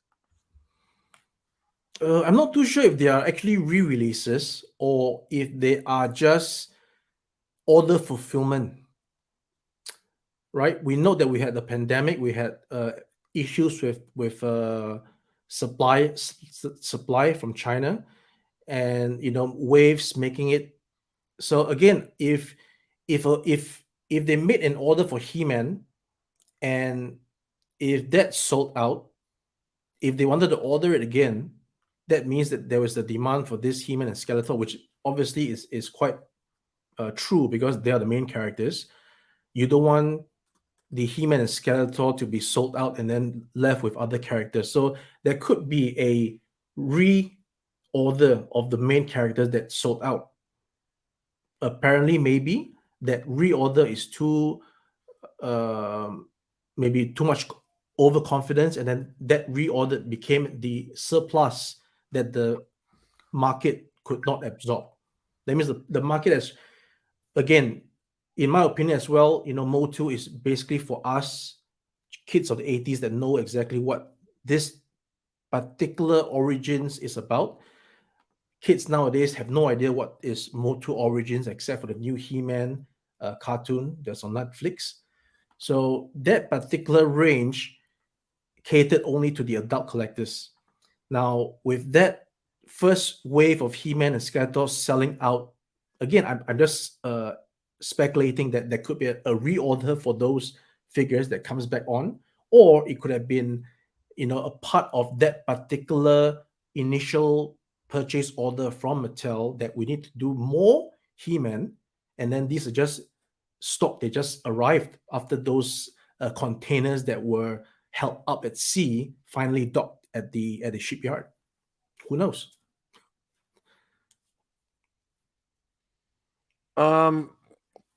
Jay's hanging at hardly articulated. It was a ton of speculation. I'm pretty sure I know one of his sources, and I wouldn't put stock on what he says whatsoever. Well, there you go. Happy to come on and give a counterpoint for a bit, Jay. All right, you know what? I thought I sent you, Jay. If you're available, let's do it. I think I sent you the link. If you want to jump on. By all means, if the link's not working, let me know. But I believe I did send it to you. Anyway, I sent it again. So if you're still around, Jay, please jump on. We would love to have you. Because again, it was an interesting conversation. You know, I was jealous that Jay went to Nuremberg.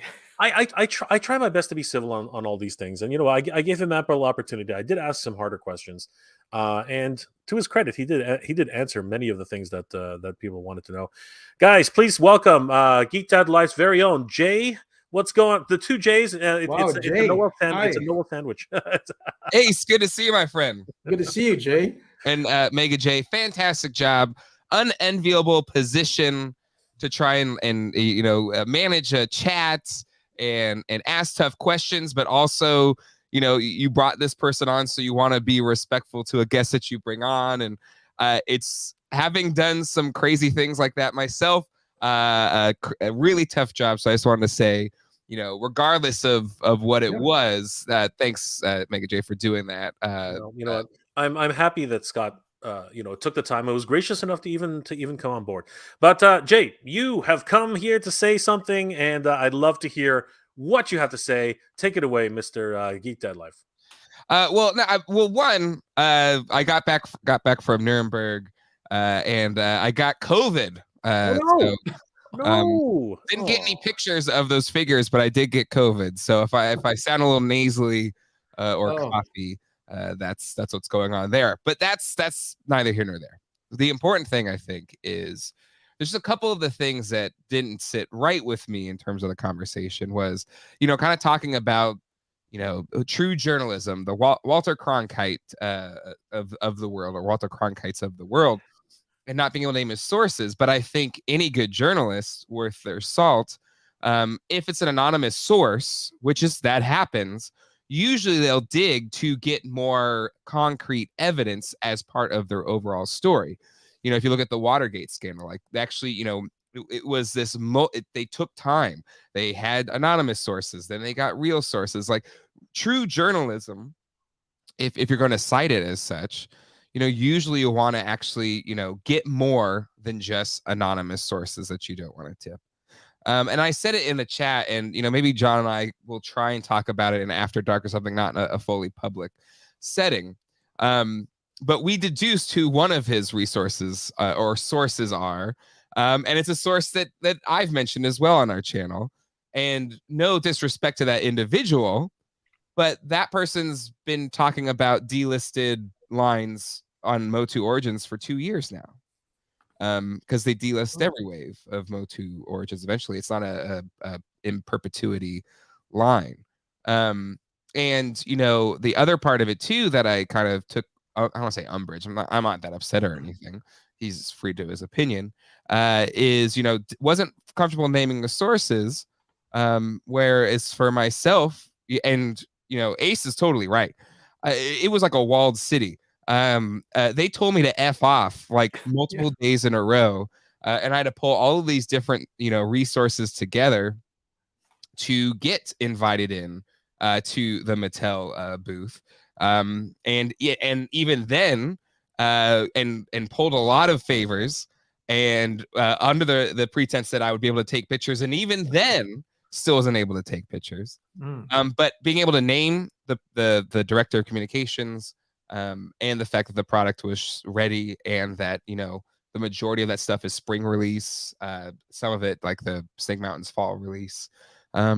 But yeah, just that was kind of the main points. Anything else? Did I miss anything else? I don't think so. I think well, I mean, there was so many things that we talked about.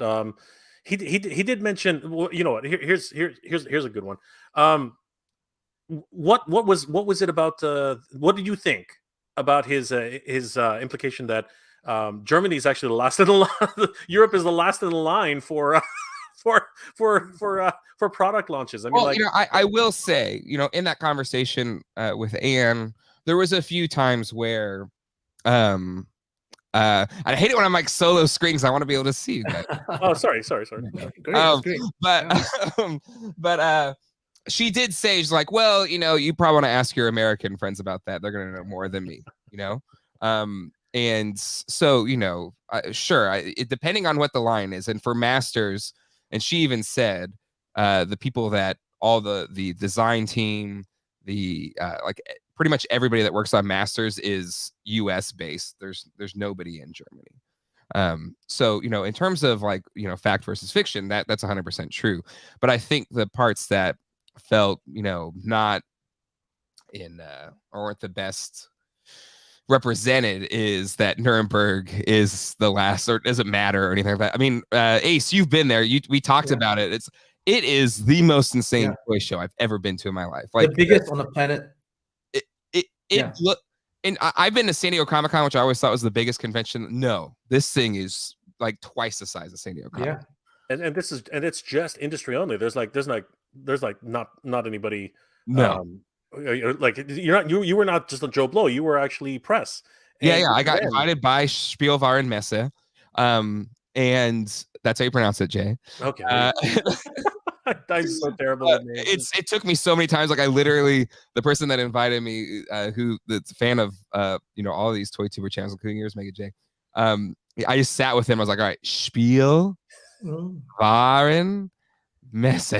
And Messe means convention. Yes, exactly. And Spielwaren is toy. So it's just it's toy convention. Yeah, exactly. And so, it's just German for toy. And Nuremberg is because it was the first place of making toys. Yeah. That's why Nuremberg. Is that right? Wow. It's called the Toy City. Playmobil has a headquarters is like not too far from there. And Lego had they have a actual space in that convention center that's year round. So they'll bring in industry people to show off new Lego sets, in that building. But it's crazy. But anyway, so I felt it wasn't very fair to discount the fact that, these people, even though they're not, the American team, they still are having it there to showcase to industry people throughout the world. There was toy retailers from the US checking out product at this fair. So it's not just for the European. That's the whole idea. Yeah. Right, Ace? Like, again, if you like, it's all over the world was at this place. Yep. The thing that got me, and again, I'm not far be it from me to not question everything, but I did have to, measure myself a little bit. I mean, like he is a guest, and I made very big mention to everybody to keep it civil. And you know what? To everyone's credit, the chat was pretty calm. Like I didn't see anybody throwing around any mud. It was actually thank you guys for that. Really do appreciate that. But I want to really thank the mods. I mean, everybody who really did keep it together. Thank you guys for stepping up and really helping me, because honestly I didn't know what I was going to do here today, because I knew something was going to happen, but it was all really a lot of fun. The thing that got me is the idea of Mattel Classics, that kind of took me for a sideline. I mean, I haven't heard anything at all about this. Jay, have you heard anything about this at all? I heard something about rebranding Motu Origins into maybe like something Motu Classics or Classic or something like that. I think it was John's thought. But the thing that I think Charlie Weaver plussed in, even though sure they don't need to trademark it, but damn, they'll do muscle, they'll do stuff all the time that they own copyright to, just to kind of refresh the trademark or different names and combinations of names. It's public information. You can go, look at it. They also Mattel trademarked Kidult, Kiddu. Oh my God, no way! Are you serious? But this is public information. You can just go look this up. So to me, again, that was like I don't want to say disingenuous to say like, oh well, Mattel doesn't have to do that, but Mattel, they're a big capital C corporation, and they trademark every damn name under the sun. Just crazy. But again, through my research and through the research of good friends of the channel, Toy Habits, they did trademark what's called Neo Classics. But upon closer inspection, I also found out that Neo Classics was actually somewhat connected to Hot Wheels. So I'm wondering if Scott might have been somewhat misinformed there by someone, because second, third hand, fourth hand. But I think what a lot of people get frustrated with. And the thing is, I think, there's a lot of good contributions that Scott has made to the Motu world. But I think where people get frustrated now is he's been so removed for so long that have people like Ace here who are currently making toys. And again, you're not a big Mattel corporation, but you're still in it, Yeah. And the things that you're saying here, Ace, are 100% true. Thank you. Versus Scott, which I think it's a bit irresponsible to put out what you're calling journalistic articles, but without any based on speculation or hearsay or anonymous sources, which you can do, but you can't put as much stock in it because it's anonymous and you didn't get any verifiable resources to back it up. And the thing is, when that video came out, Scott has still friends or people contacts at Mattel. He still has contacts with people that are in high places. And I know for a fact he didn't reach out to any of those people to verify these other conversations. Really? Yeah. So to me, that again, it's just irresponsible journalism when you can go ask even more verifiable resources to verify what these anonymous sources are saying, right? Good point, Jay. Wow, Good that I was not aware of that at all. That's great insights on that, Jay. Thank you for sharing that. What happened was all of us toy tubers or whatever, people that maybe know somebody or knows whatever, we all went to our phones like, holy crap, did you see this video? Is this true? Like, what's going on? Like that's what happens. And it's this telephone game, and you're trying to get all these information. And my sources wish not to be named, so I'm not going to name them. So again, you can put as much stock as you want in this situation, but they, said like, no, it's not true, right? But even publicly, like Pixel Dan said, it's not true. But the thing is, out of any of this, April's going to be here in 2 months or whatever. Yeah. But I agree, Ace. We should have pinned him down and be like, "Is this an April Fool's joke?" Yeah, damn, it sure smells like it. There's the thing, though. Is it like he seems so serious? You know what I mean? Like I'm. Did it come off as if? Okay, so here's the other thing. Not to dwell on this, but honestly, the Prussia's like I think all of us were like sidelined with Prussia. Like it just made no sense. And now with the added information that he's a descendant of the Prussian people, then it makes a lot more sense. And I think that a lot of us would have appreciated that. It was just that video was just so odd.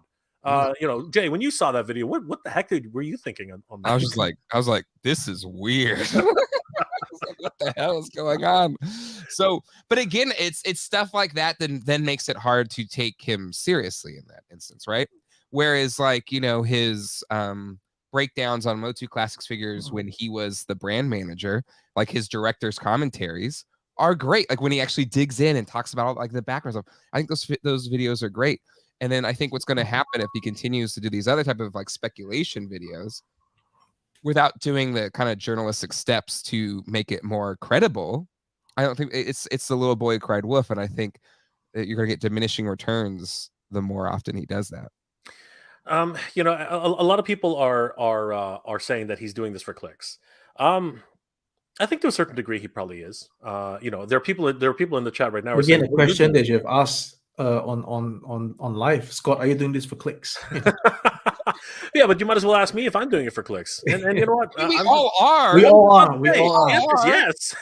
Yeah, we all the are. answer is yes. I wasn't going to shy away from that, right? Yes. Absolutely.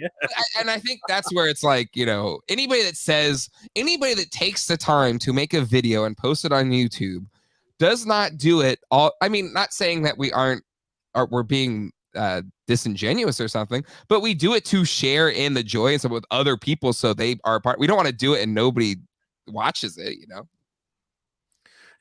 Again, it's all these guys who are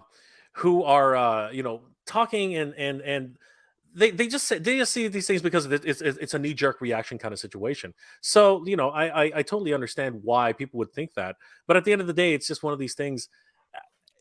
I really do appreciate that Scott actually showed up. Like honestly, he could have easily said no. Go, I have no reason to. I don't need to defend myself. I don't need to answer any of these questions. But the man, to his credit, he came here. He did answer some tough questions right at the end of the day. And you know what? That has to be acknowledged at a certain level. Ramos Primal, good to see you again, my friend. Hey everybody! What really bugged me about this is that Scott initially said in his video that he says he knows when they are lying to him. You know what, Rodimus, you're obviously you are welcome to join us if you'd like. Just let me know on Instagram. Always happy to see you, my friends. What did you guys think about, like, Scott's overall position is that he's an authority, and to a certain degree he is, in terms of like where he was, but now, what is it, like 10 years? It's getting close to 10 years removed right now, right? Yeah. Well, I'm not sure if the authority is a term you want to be associated Yes. with. You want to be a bit more humble and say, Yes. I mean, Absolutely. Sure. Agreed, Ace. I think that's the problem. And then it's using that from a place of saying, and this is the truth. I am your source of truth. I will chisel these stone tablets and hand them down to you, and that is your truth. But even in your video with him today, Mega J, him basically saying he doesn't know about the rights with Classics Media. It's just the last time he was a part of it, which again was over a decade ago. They told him to kick rocks, right? And the thing is, the fact that Masters or Mattel owns the Masters of the Universe copyright is absolutely true. It's the whole Filmation thing that's a little wonky, and certain looks for She-Ra and stuff like that does there are like shared things, and they can't really, but they can make any Motu character they want because they own the copyright to Masters of the Universe, right, Ace? Yeah, that's what I think as well. That's what I believe as well. And that's what I've been told, like by more direct sources. So but then that was a series of videos talking about how the line's going to end in so and so date. But in this video, he confirmed that his verification of that was 10 years ago. Yep. Yeah. So yeah, for me, the biggest problem, and I think it's the same thing with Rodimus Bramwell and many of us here, the finalistic nature of his terminologies are really what bugs a lot of people. Maybe I misspoke in saying that he said that the line is dead, but I believe he did say the line is ending. I believe he did say that, right? At retail. Yeah, at retail. Yeah, and that's a very specific statement. That really is, right? And given the information that we have now, given the information we have now, right, with Jay going all the way to being invited to Germany and seeing this product, and even having permission, jumping through. Sorry, are you returning next year, Jay? I hope so. I hope so. Maybe we can hook up then. Oh, good. I don't know. Maybe I don't know. I mean, please. Sorry to just sideline, Jay. But Nuremberg, isn't it like very, aside from the show itself, isn't it very it's lifeless outside? That everything's closed. Well, the convention center is it's just middle of nowhere, but the city itself is like this old 1500s walled castle city. Yeah. And we had a blast. Like there was bars and stuff, and we went Firth, right? Yeah, kind of bar crawling a little bit, and so it was a lot of fun. So if we're both there next year, Ace, we're gonna throw down. Okay, all right. But we're getting plans started now. We're getting plans. So on that note, since we have you here, Jay, was like other booths, were there opportunities to take photos of anything, or was it literally as locked down? Like, so again, I had press credentials, and say Jazzwares was a funny example where they, I went to the thing and I was like trying to say, hey, I'm here for press. I would love to see your what your showcase is. Again, the big companies, it was all walled in. You couldn't, it was a door to get in, right? And Jazzware was just like, no, you're not welcome in here. We have confidential stuff in here. You can't come in here. I was like, oh, okay. And again, the people that were part of the toy fair doing videos and stuff, they couldn't even get into some of these things. So the only way I got into Mattel was through, again, just pulling every connection that I had to try and get an invite to go inside. And I even know for a fact that some other Motu websites that are in Germany were a little peeved because they had to sign NDAs and they couldn't share anything, whereas I was given permission to, and even that was a bit of a thing. So but that's the one thing I guess I didn't like about this show, and Ace, you've been there before, is how secretive it all is. It feels very like backroom deals, and but then again, not to give the wrong impression to the audience, it's not all like that. It's only exactly. a certain set of the halls are like that. There's open halls Mhm. where exhibitors are displaying things openly, and then Yep. you're free to take pictures, of course. Yep. 100%. Right? It's only the big corporations that have, they just have stuff that's planned for the year, and I don't know, maybe to prevent people from copying, I think certain that's things, it. right? So yeah, it's all walled up. Even the mini champs, it's all walled up. The die-cast cars, it's Mhm. you can't see anything. So Yeah, some of it's very open, like the train pavilion, and yeah, or even again, there's so many different sections, but there's almost so like many. this different country sections. So there was like the China, the Yes, brands of China, and then they had like the US and like Yep. New Zealand, and it was almost like a World's Fair, which is pretty crazy. And there's even a licensing aspect to the show. There's another section that's for licensing. Yes. Right? Yeah. So yeah. I mean, hell, they had like a costume section and balloon section. Oh, fireworks! They had fireworks. Yes. Everything that's toy related. Dressed up. Chess sets. Yeah. Everything and anything. Yeah. I want to welcome Rodimus Primal to the stream. Rodimus, how are you? Hey, what's going on? Not too much. Well, you know what's going on. I saw. I actually, when I saw it, I clicked on it and I saw you were in the middle of the conversation. So I went back to the beginning of your live stream when you first came on and watched it straight through. And then I clicked live after he got off just to see where you were at and see you guys were chatting about it. And I'm like, all right. Because I'm sitting here, I'm listening to him talk and I'm trying to do some research for a video I'm working on. And that's for not for my secondary channel, but my Transformers stuff. So, but it was interesting to listen to him talk about this stuff. And I'm like, you're,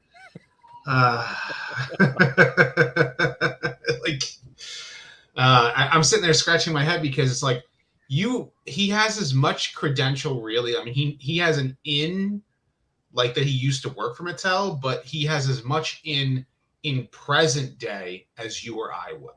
Yeah. You know what I mean? Because if you really think about it, okay, for my Jay, you have press credentials with Mattel, you were allowed to go to a toy fair, outside of the country, but I have press credentials, let's say with Hasbro in a sense, in that I was just on a fan roundtable where they've got me, the guy who owns TFW 2005.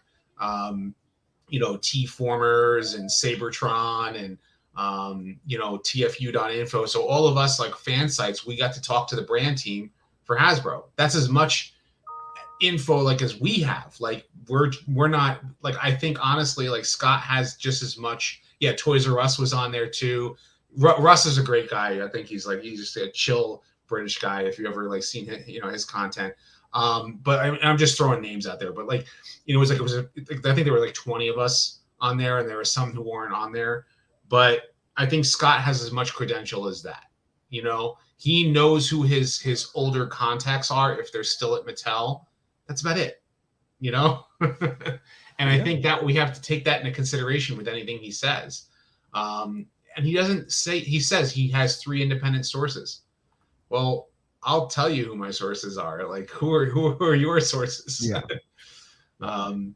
We can look at the registered office. We know that Mattel, remember he had said he was really firm on that Mattel was going to lose the license to Masters of the Universe. And then you actually look, no, Mattel owns Masters of the Universe. Yeah, we can talk about, that Universal owns She-Ra. Well, they own She-Ra, but they own the Filmation cartoon. Yeah. Yes. Right? But do you not think that Universal would not try to have a good working relationship with Mattel? Would they not want to actually try and produce stuff? Or is there bad blood between Mattel and DreamWorks or Universal? We don't know that. We don't know those details. I don't think he knows those details. So I take what he has as a great grain of salt, at the end of the day. And that's just basically the bottom line. I think what bothered me is that he really feels like he is the authority. Yeah. Like he knows this stuff. Yes, you have an understanding. The other thing I found interesting was he said in this live stream that you were speaking to him earlier was quite literally if he was still brand manager, he said he wouldn't put it at retail. So in other words, you don't think that you can sell Masters of the Universe to kids of today. Oh. You don't think that kids would not want to get the sword unless you really honestly think that nobody like that. I'm gonna be honest with you, my son's 4 years old. If I gave him a sword and had him watch an episode of He-Man, he's going to be sticking that thing in the air and going, by the power of Grayskull. Yeah. All right? Let's just be real about that. Like, if you have kids and you see when you present them something really cool for a cartoon and you give them a toy that has related to it, they're going to be all over it. My kids love Mario. My daughter wants to sit in here and watch Transformers with me. Each of them have their own interests, but if you give them toys, they'll play with it. Yeah. So, right. Should we talk about J-Frog here? Because I think we were making these comments live in the chat while I was there. I think there's no ragging here. I think it's if you're gonna put your opinion out there, people should have the opportunity to talk about that opinion. Yeah. I think that's what we're doing. Is we're building a bit on what it. Rodimus just mentioned about Mattel, the rights, and Universal and DreamWorks. It brings to mind about should I use the word fiasco with Silverhawks? Yeah. Warner Brothers, and then Silverhawks LLC, and then it could just be a case of that, and then he has some information, and then he's using his particular knowledge on one field of it and speaking about it, but not knowing the whole picture. So I think that could be. J-Frog, just to highlight what Jay said. No, the reality is everything that was said was exactly what Scott wanted to say, and because of that, he had ample opportunity, to say these things. And I fielded questions from the chat. And it's not like we haven't said these things before. Like, these things they're not tiny little secrets that everyone's like, they're not what's it called, backhanded comments, right? We're all open to this, and Scott's probably watching this right now. He's always welcome to come back. I invited him again, right? I said, Scott, I hope you'll come back. And you know what? Knowing Scott, he will come back because honestly, he's a great conversationalist. And let's not put this behind Scott. And I don't think we're ragging on the guy per the comment there. I think we're just reviewing and debriefing. Yeah. That was all. Yeah. That's all we're doing. Yeah. Kind of like it's a matter of like digesting all of the information that he gave off. Yeah. We're trying to understand whether or not we agree with it, whether or not we don't agree with it. Yeah. And I'm looking at the information more than anything else. And because he believes he is the source, that's where we're getting on him, where I get on him about it. I'll give him credit where credit's due. The man was a brand manager for a length of time, but he hasn't been for 9 years. Yeah. 2014 was when he left. He hasn't, he's not been, he might still be in some capacity in the toy industry, but we all are. If we really think about it. Yeah. Like in some form or fashion, we technically all are, even if we are consumers ourselves. But I think to Ace's point, I think having the sense of self to be humble about whatever experience we do have, right? I don't think anybody here is saying I am the all-saying authority on this thing. I think what Ace said, I think the more appropriate thing about, I was a brand manager 10 years ago. This is how we dealt with it then. Maybe that could be something that affects it today, but maybe it doesn't, Right. But it's not presented that way. And I think that's where he gets into people being frustrated or maybe gets into trouble with the way he communicates it. That's probably where a lot of people get mad about with what he's saying is how he's presenting it and the information. That and his shirt was a troll. I will say that. Yeah, there's something going on there. So I will leave it at that. I was so concentrated on what we were doing that I started noticing people saying he's trolling. I'm like, who's trolling? What's going on? Then I said, check out his T-shirt. I'm like, oh my god, are you serious? That's crazy. the But custom-made shirt.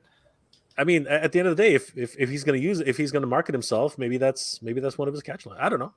I guess. Having been the person that like gave the venue for that thing, Jay. it's miserable. But to that point, it's just like they just both. I hate saying both sides, but both sides of that thing, they can't leave it alone. No, they're damn it, just stop. Can we just stop talking about it? I think we want to go back and just enjoy our toys. Yeah, exactly. Right. I've said that to both parties multiple times. Like, it's just, can we just have fun? These are like getting a 3D printed chain gun on this guy. Oh, that's sick. Like, actually has a little spin thing there, and because the one that came with him was this tiny little energon like gun. Yeah. But yeah, no, having a 3D printed chain gun, and it's blast effect compatible. So what? So like he can carry that. And if I was to say like two characters I would love to see on screen at the same time would be Bulkhead and Ironhide. Like that would just be an awesome thing. That's just crazy. Yeah. So, but just getting back into that, like I said, enjoying our toys. Like that's the point here. Like what we want to be able to enjoy the toys, and I think that's where a lot of us get so passionate about our favorite franchises. And to what Scott said there, yeah, that kind of makes sense. But there can be a retail market for it if you're going to produce anything, really. I mean, there's a retail market right now. If you go to Walmart and you go into into the video game section, there's an aisle in the video game section of all the adult collectibles, right? And what if Masters of the Universe is getting moved? Like Masterverse might get moved over there, but probably not, because Mattel is selling it as a toy line. I think Masterverse, is probably still going to be at least going to be ongoing, because we know that they're making another cartoon, right? Isn't there supposed to be Revolution? Yeah, season 2 is coming. So from what I understand, what I've heard, both Masterverse and Origins has done really well. I mean, Mattel said as such on their last big investor meeting. Yeah, that's what I'm saying. Like Masters of the Universe has been something that has been keeping that's making their stockholders happy. Exactly. And again, this is it's not like this is a secret. This is they have said they saw an increase in boys' toy sales, based on IP, and Motu was the big IP that they put out, so. Mm-hmm. Yeah, Shiny Plastic People says, "Excuse me, I am the all-knowing and all-being. If I don't know something, but I am. Gosh darn it!" I started my entire YouTube channel on that like not knowing, and I would ask the question, like, what was the Who Became Cyclonus video was based on, well, is it Bombshell? Is it Skywarp? And it wasn't until I asked Flint Dilly that I actually feel like that has been the definitive answer. So, Carol says, "I've translated product descriptions for dog toys, so I guess I'm in the toy industry too." Sir. Hey, you are. Good one. We're all here to share each other's experience and knowledge. Everybody has, a very concentrated knowledge of where that person got his toy, her toy. So we can't be knowing all, but we can know all from everybody. Yeah, love that, Ace. I think. And that's why people watch these channels. It's why we do them, right? We like to share our passions for something, and we like to meet like-minded people that also love these things. Yeah, or at least that's why I do. It's like having a community of people that, I don't get to turn on. There's Sports Center for sports crap. I wanna hear about toy stuff. And the internet and YouTube and StreamYard is bringing us closer. To share our passion and not to use this to give our battles against different opinions. 100%. Yep. Huge shout out to Natural Nate Marvel for the $10 super chat. Thank you again, my friend. Impressive. You got Toy Guru on. You know what? Truthfully, it's not that impressive. I mean, he's very open. He really is. If Rodimus wants him on, I'm pretty sure he'll go on to Rodimus and Ace. If you want him on, I'm pretty sure he's there. He's more focused on Motu, and I'm more focused on Transformers. So it might be like from a place of non-knowledge. So it would not be. I wouldn't be able to give a productive question an answer to him. So I'm just using that as an example. Yeah. Adam Warlock's Orb of Eternity. Do you guys realize that they are just one member short of forming Voltron? Really? Yes. We need John in here. If we had John, we would combine to form Voltron immediately. Yeah. Form feet and legs. Form arms and body. Oh man, I love Voltron. Kyoto Film says, "Did you see the Amazon Mexico list today?" I'm gonna have to go and ask Toy Habits if that list is available because they are on the ball with that kind of stuff. Sir Clifton, and here's the thing that I did want to bring up with you guys. My local big retailer wiped out Motu off the face of the area. He's telling some truth. He even mentioned his area retailing disappearing as well. I have to choose online or drive 3 hours to 3 different cities. And Shark Clifton gives the mic drop. Are you guys noticing that Motu is disappearing from the aisles? I've actually was recently at Target. Saw a bunch of different stuff. Snake Tila, I think, was on there. Buzzoff was on the shelf. Sorceress. They've always. I've not seen the Naked Stratos move, but I've seen the other stuff like sell. Like it'll be on the shelf, and then it'll be gone, and then it'll be on the shelf, and it'll be gone. So it means to me that it's selling. Transformers right now is a lot of empty space, but it's empty space for Transformers. So I honestly believe that it's just that these stores are either they may be shrinking retail space just like they did for Marvel Legends. Remember last time we talked about this with Marvel Legends? Yeah. How like it disappeared from the shelves for a while, and all of a sudden it came back. Yep. And that was specific to Target, but yet Walmart still carried it. But Walmart might be doing the same thing because where there's a there's what's the word I'm looking for? We're in January, February. January, February is when all these toy companies all these retail stores, they do their resets. They're the resets. They do inventory. You start seeing what's the name of that company? The Regits, yes, that's it. Regits for the inventory. The inventory. You start seeing that all over the shelves. So that these big box retailers do that. The other thing is that and I saw this in your chat earlier, was that Target they put stuff on clearance on a regular basis. Yeah. Mm-hmm. They put everything on clearance. Why? Yep. Because Target and Walmart don't just sell toys.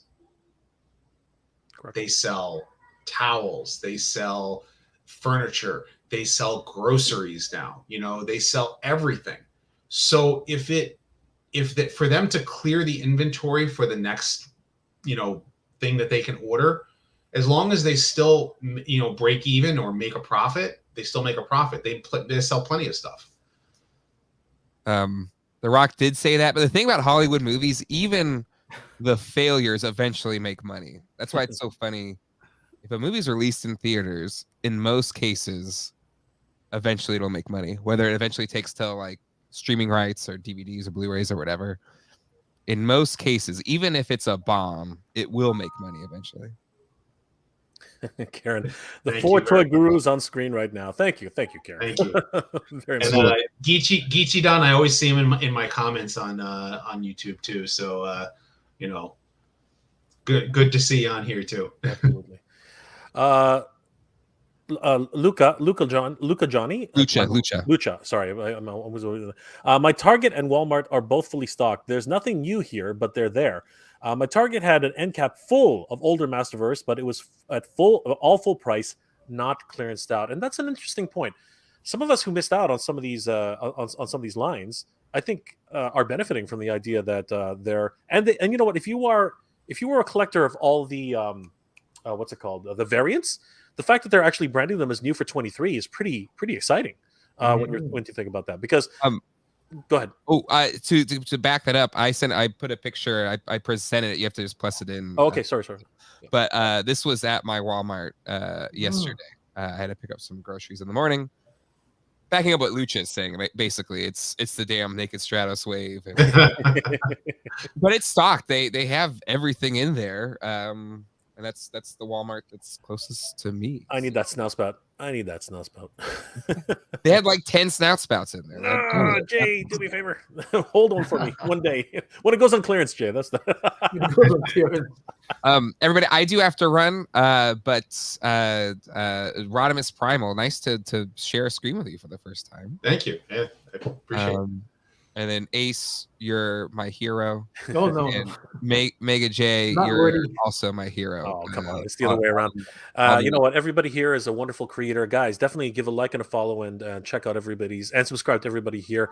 Jay at Geek Dad Life, Rodimus Primal, of course, anything Transformers, and of course, Ramen Toy is going to reveal something very, very soon because the new boxes for the 80s Commanders are about to hit the scene, and we're very, very excited about those. One thing I would ask really nicely though, Ace, is there any way you can not put the bubble glued to the back? Because I would love. We are working on that. We're working on that.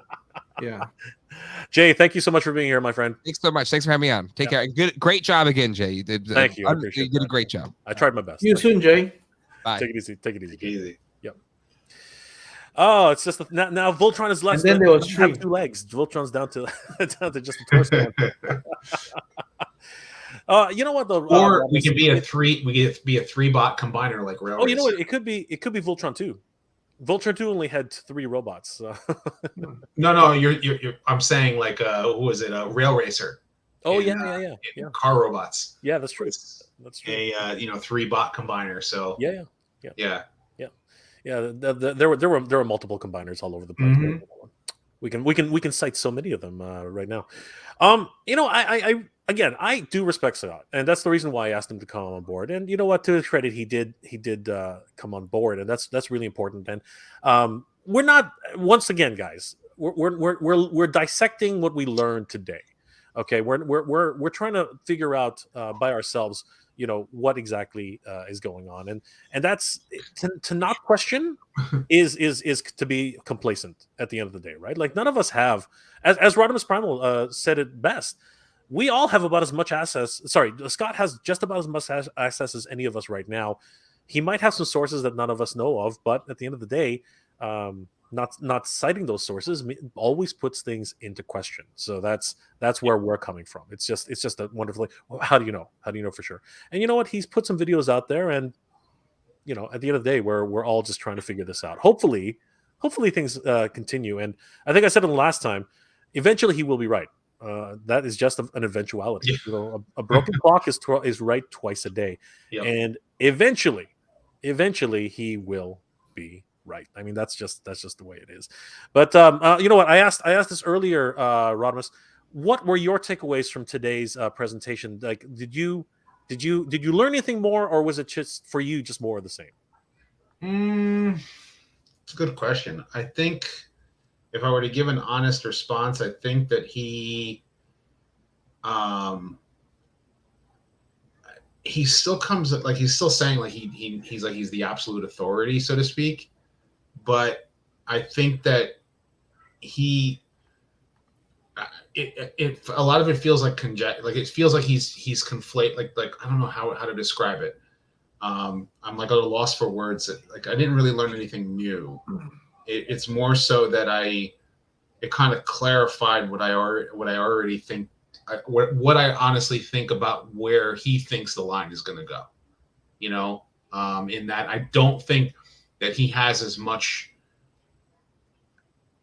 like definitive say so as he believes. That's pretty much it. Like it's not that I discount anything that he's done before in the past, but good, bad, or indifferent. But you know, yeah, no, totally understandable. some of the takeaways that I did want to mention, because Rodimus, you were on a panel and got to meet some industry professionals yourself. Right. Did like, and Ace, you can probably also chime into this as well.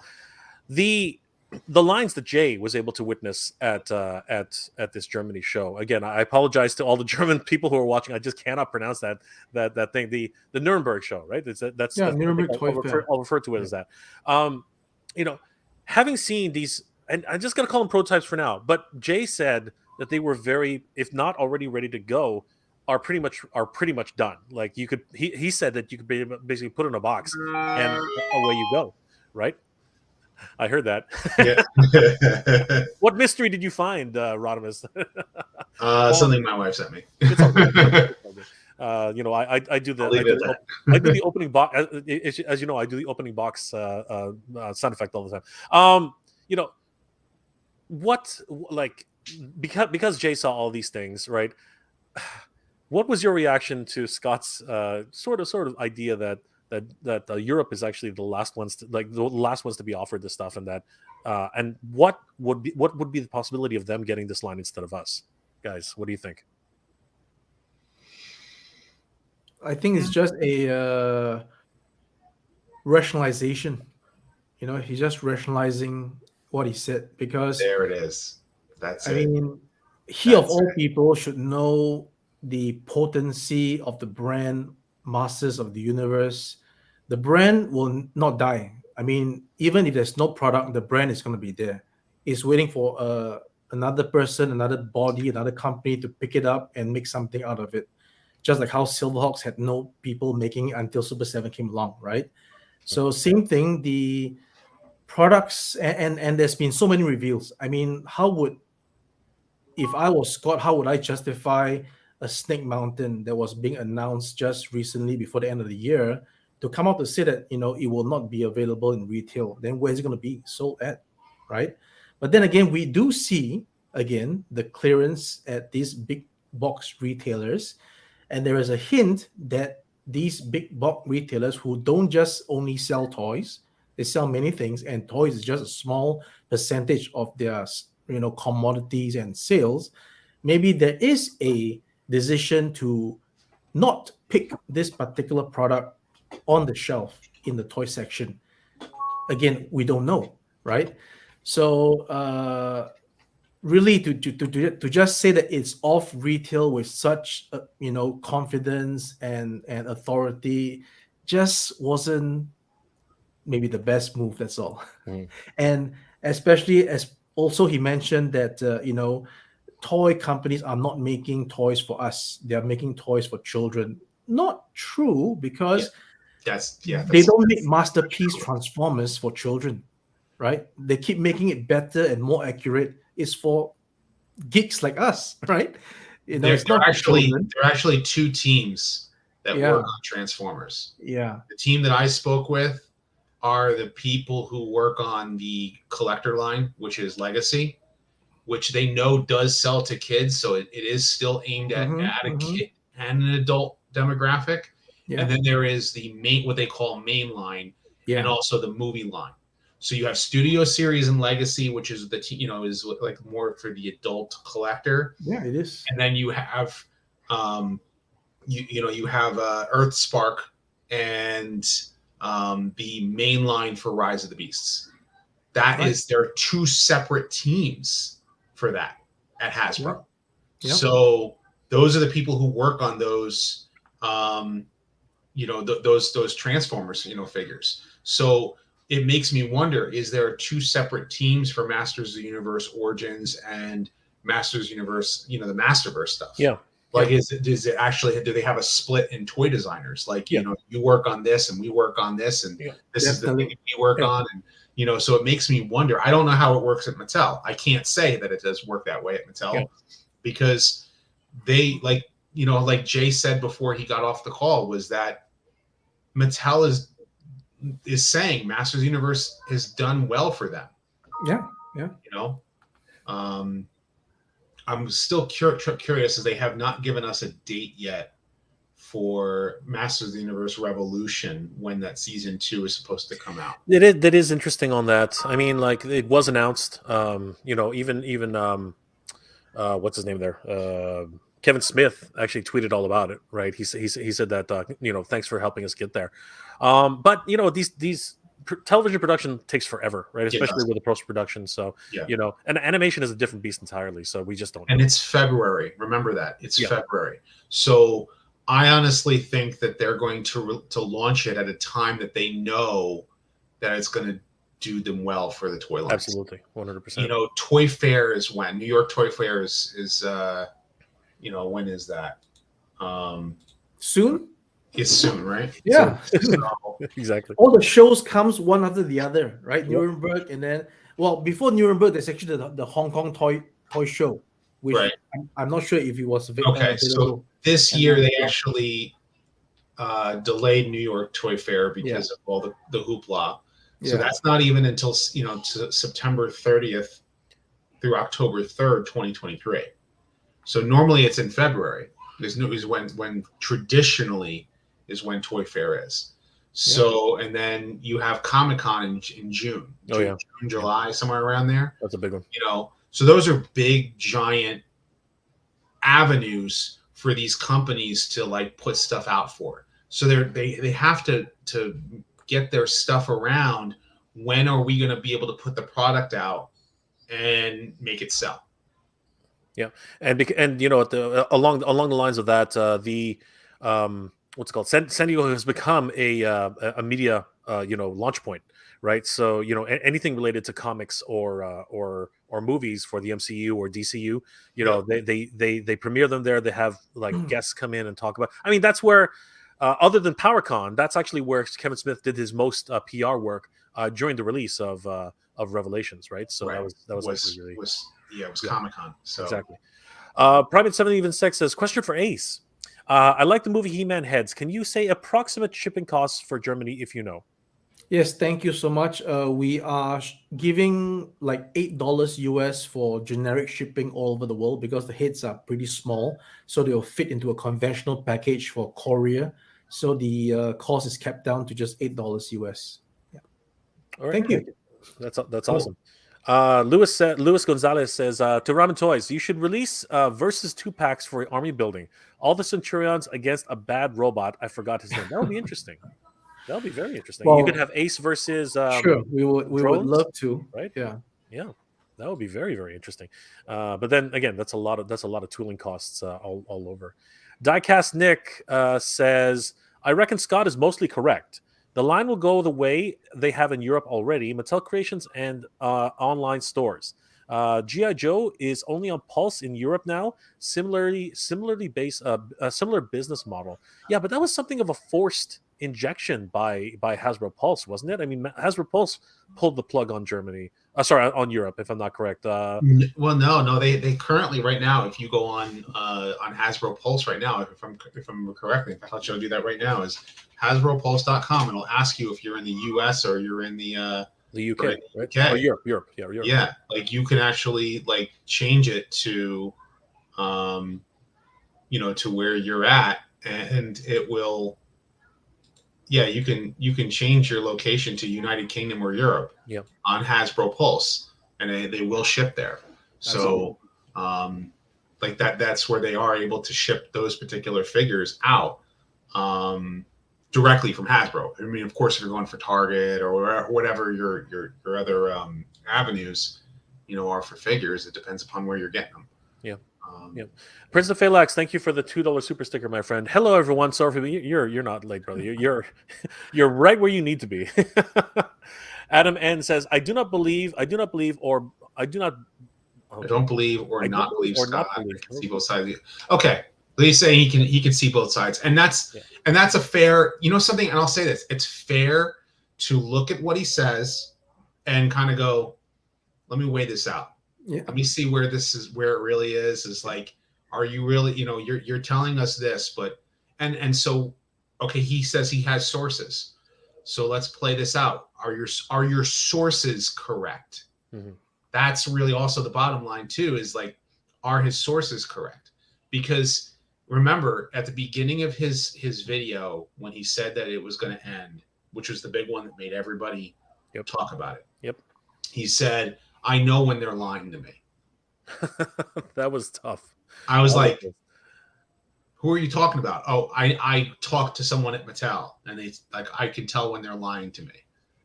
And I went, "Okay, I can see where you're, but yeah, just look, see it from both sides. Take it with a grain of salt. You know, just based upon what Mattel's own statements about product coming out, I don't believe that the line is ending. Yeah. I don't believe, that the line is ending.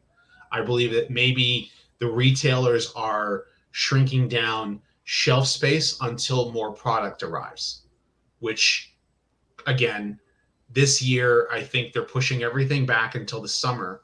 Like Comic-Con is in the summer. In the fall is when Toy Fair is this year, which is way off than it normally is. But then again, New York's been in a I won't even get into, like, I love New York, but New York's been going through New York stuff. So okay, that's why I'm in Florida now. Uncosplay says, I mean, fundamentally being neutral about this doesn't hurt. Believe him? Great. I'm going to buy toys. Don't believe him? I'm still buying toys. Yeah, there you go. There you go. Wizard World. I literally heard a kid crying, I need a fart gun, Daddy. Dad, you don't need a fart gun. The Minions, right? Yeah, that's true. It is the Minions, isn't it? Yeah, I forgot about that. Universal. Carlos says, why would Scott wear that T-shirt? He should move on from the retro blasting. Yeah, that's kind of it's kind of telling, actually. It's kind of telling of there's a feud going on, and it's still going on. And I think they're feuding. Who's going to be the adult in the room, and and show that it's all good. There's no bad blood. There's no grudge. Unfortunately, you get in between two fighting dogs, you're going to get bit. That's just unfortunate. The unfortunate side of that. So best to stay away. Unfortunately, Adam. A year from now, we will all be on live stream saying, "Remember the origins and Masterverse."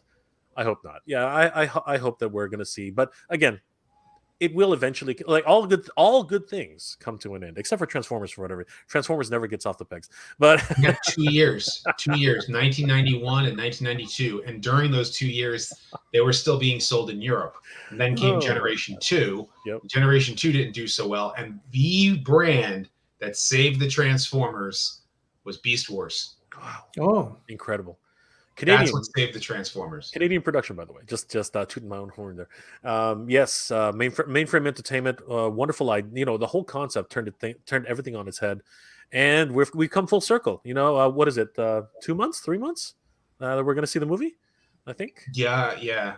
Rise of the Beast, is that right? Rise of the Beast. They're doing their own spin on it, and I'm on the fence, especially with Wheeljack, man. Like, what do they do to poor Wheeljack? They turn him into Urkel.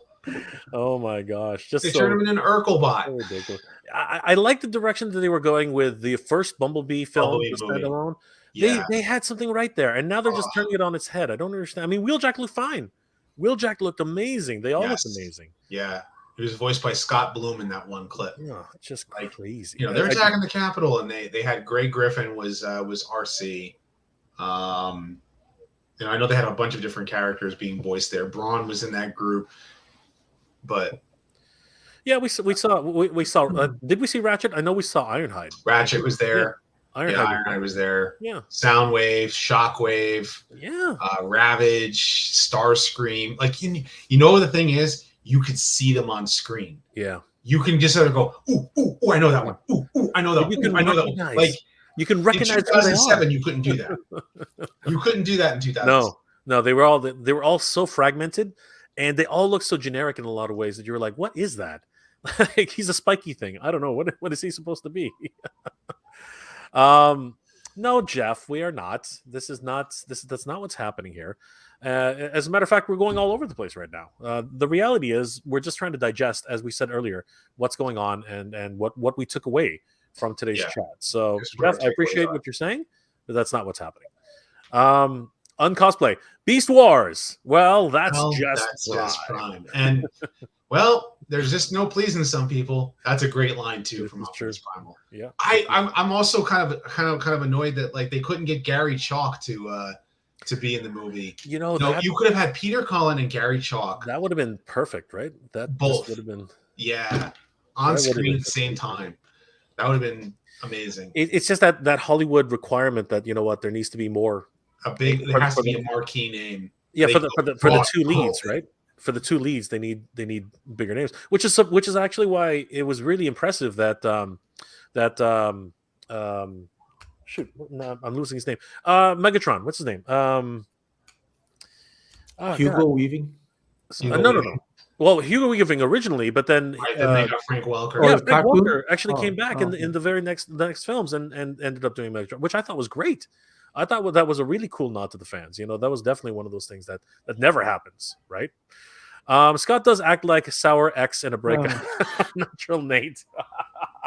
Shots fired, man. Shots fired. Ooh. It's I do believe it's supposed to be May. I think it's going to be one of those summer blockbusters.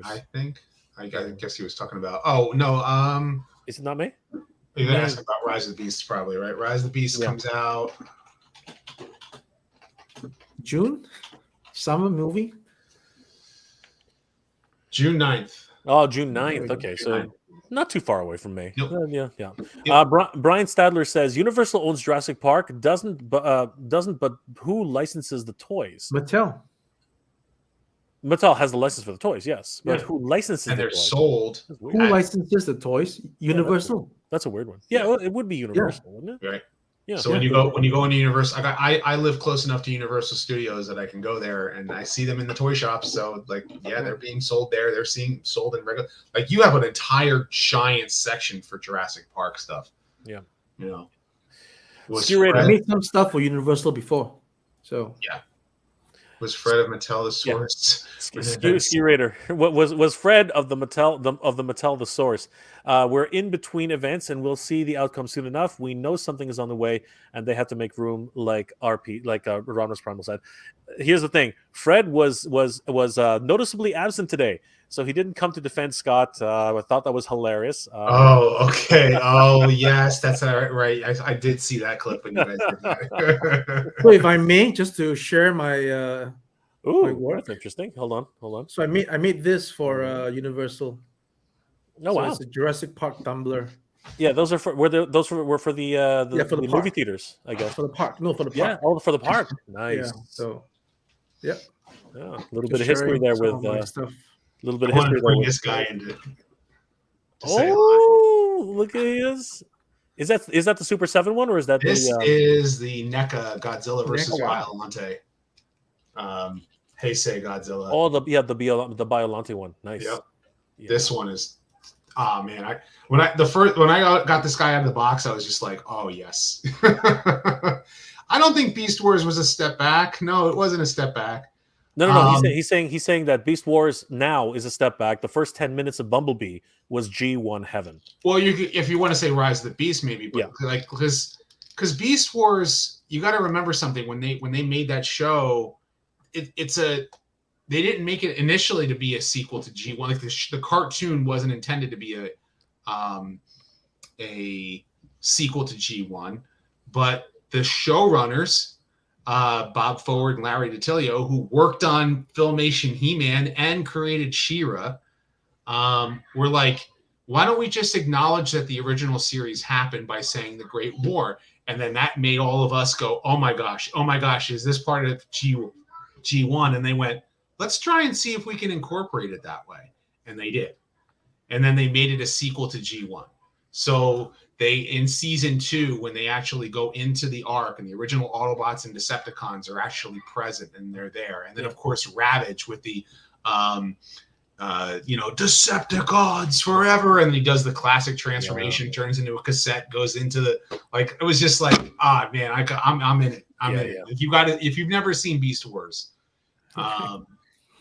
like it's more of a when you think about it though, it was like a secret prequel then, right? Because they it was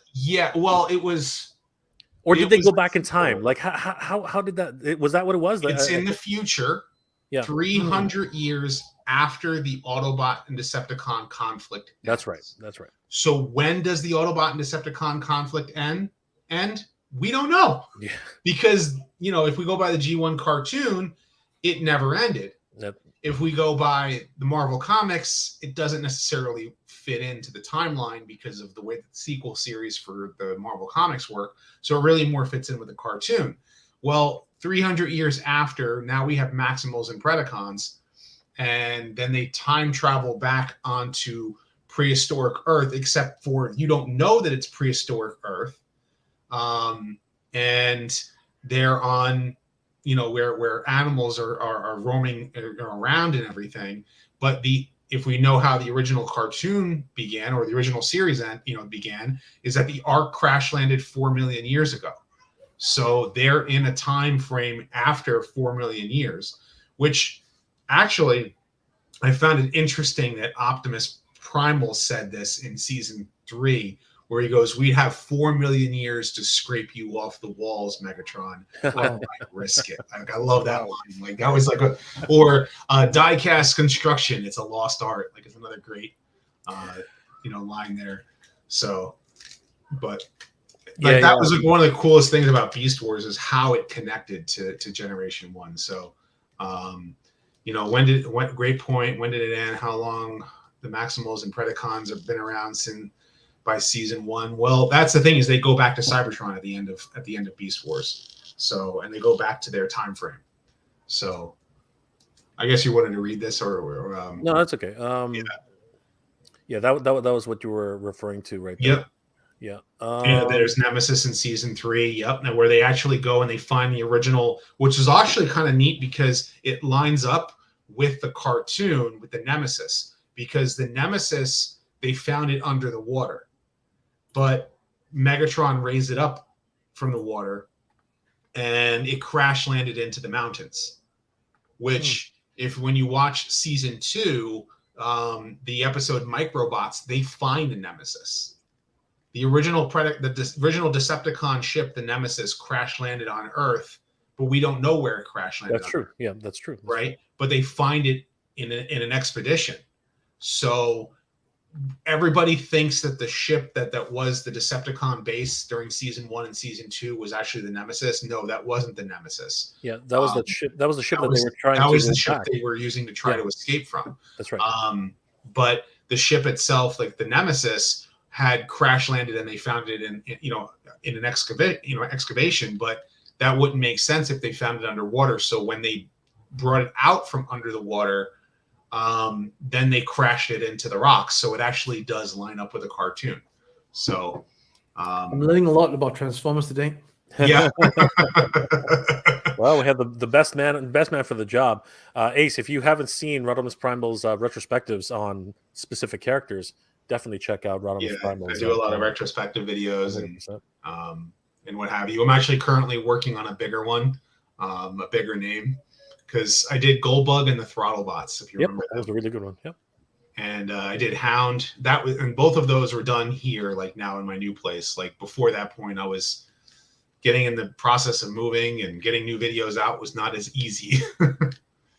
Yeah, it can't have been hard to move all the way from New Jersey to California. No. Yeah. Jay Worm says, "I just want the hat that Ace is wearing." You're going to market those, aren't you, Ace? Like seriously? The shipping is expensive. That's why unless we get some program going, otherwise to ship one cap over is just too expensive. It's not worth the price.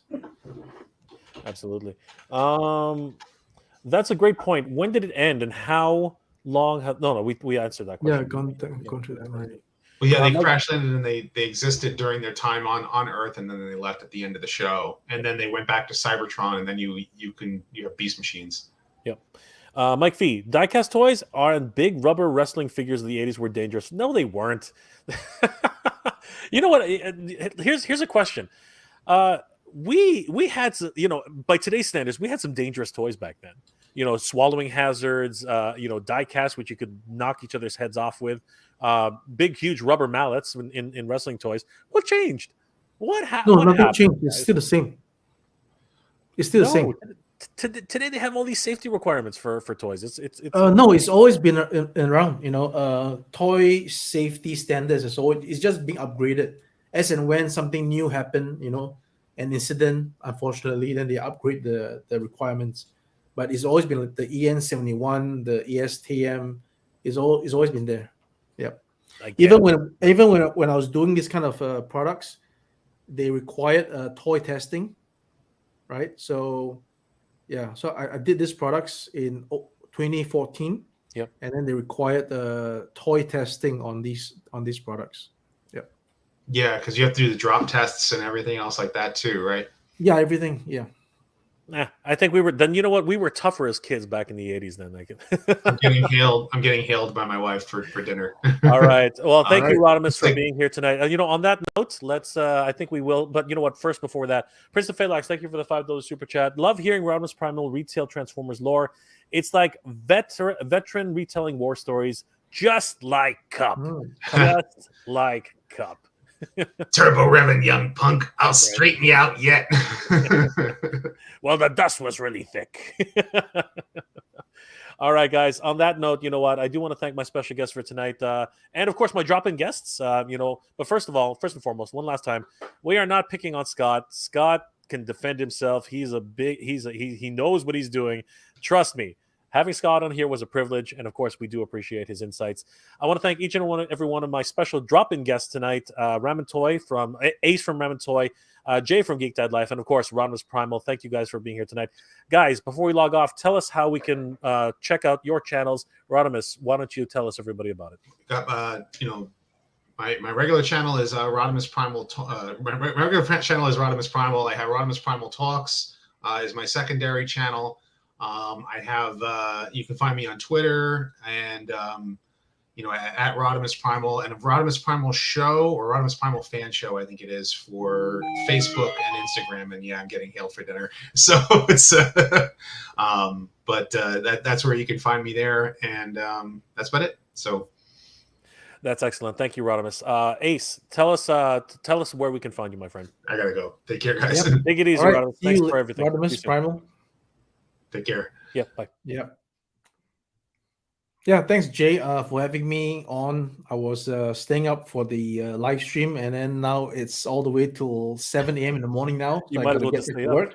And yeah, just find me on Facebook /Ramen Toy, and then our website is www.ramentoy.com. We got our new TMNT stands up for pre-order. Go check those out. Yeah, back to you, Jay. Thanks again, Ace, and of course, Rodimus Primal for spending some time with us. Jay over at Geek Dead Live, thank you so much for those insights. Guys, I want to thank each and every one of you for being here tonight. It's been an absolute blast. I do want to thank all of my Patreon supporters for their support. Without their support, I would not be able to do this on a regular basis. They are the best. Let me just bring up the slide because I didn't do it. Where the heck is it? There it is. There it is. Each and every one of these supporters is the lifeblood of the channel. I really appreciate everything that they do for me. Princess Cagley, Old IT Guy, Rabbitkin33, Joseph Michaels, Gamer Bud, Mania Places Toy Shop, Jordan from Canada, Nolan, Master Business 200, John Mejia, Mitchell Bennett, Randall Guzig, Schwarzmat, Snell World, Skyfall, MF Toy Canada, Palpatine 1975, Darth Kumar, Smoked Ham, Tony Olivero, Kevin Herbert, Efrain Rivera, Rufus Rogers, the other Nolan, John Joker, Sir Clifton, Terrence St. John, Ostermander's Toys, Justin Huffman, and Bella. Thank you guys so much for all the support. I really appreciate it. Guys, if you're interested in helping support the channel, please check out my Patreon page. It's MegaJ Retro on Patreon, or just become a channel member here on YouTube. I really appreciate all your support, guys. It really means the world to me. Huge thanks, Nolan, for your $2 super chat. Thank you again, my friend. You're amazing. And of course, for everybody who sent in a super chat, you guys are incredible. Thank you so much for supporting the channel. Guys, I want to thank everybody who made today possible, especially all of my mods, who I will not be naming by name because they asked me not to, but they really did a bang-up job tonight. I really appreciate it. Guys, thank you again for being here tonight. Ace, you want to say anything really quickly before we log off? No, I think we've said enough. I think we thank have. you so much. I'll see you soon. Definitely, for sure. Guys, thank you so much for being here. It is the highlight of my night. I hope you're all doing well, staying safe. And as always, everybody, thank you very much for watching. Geek proud. Take care.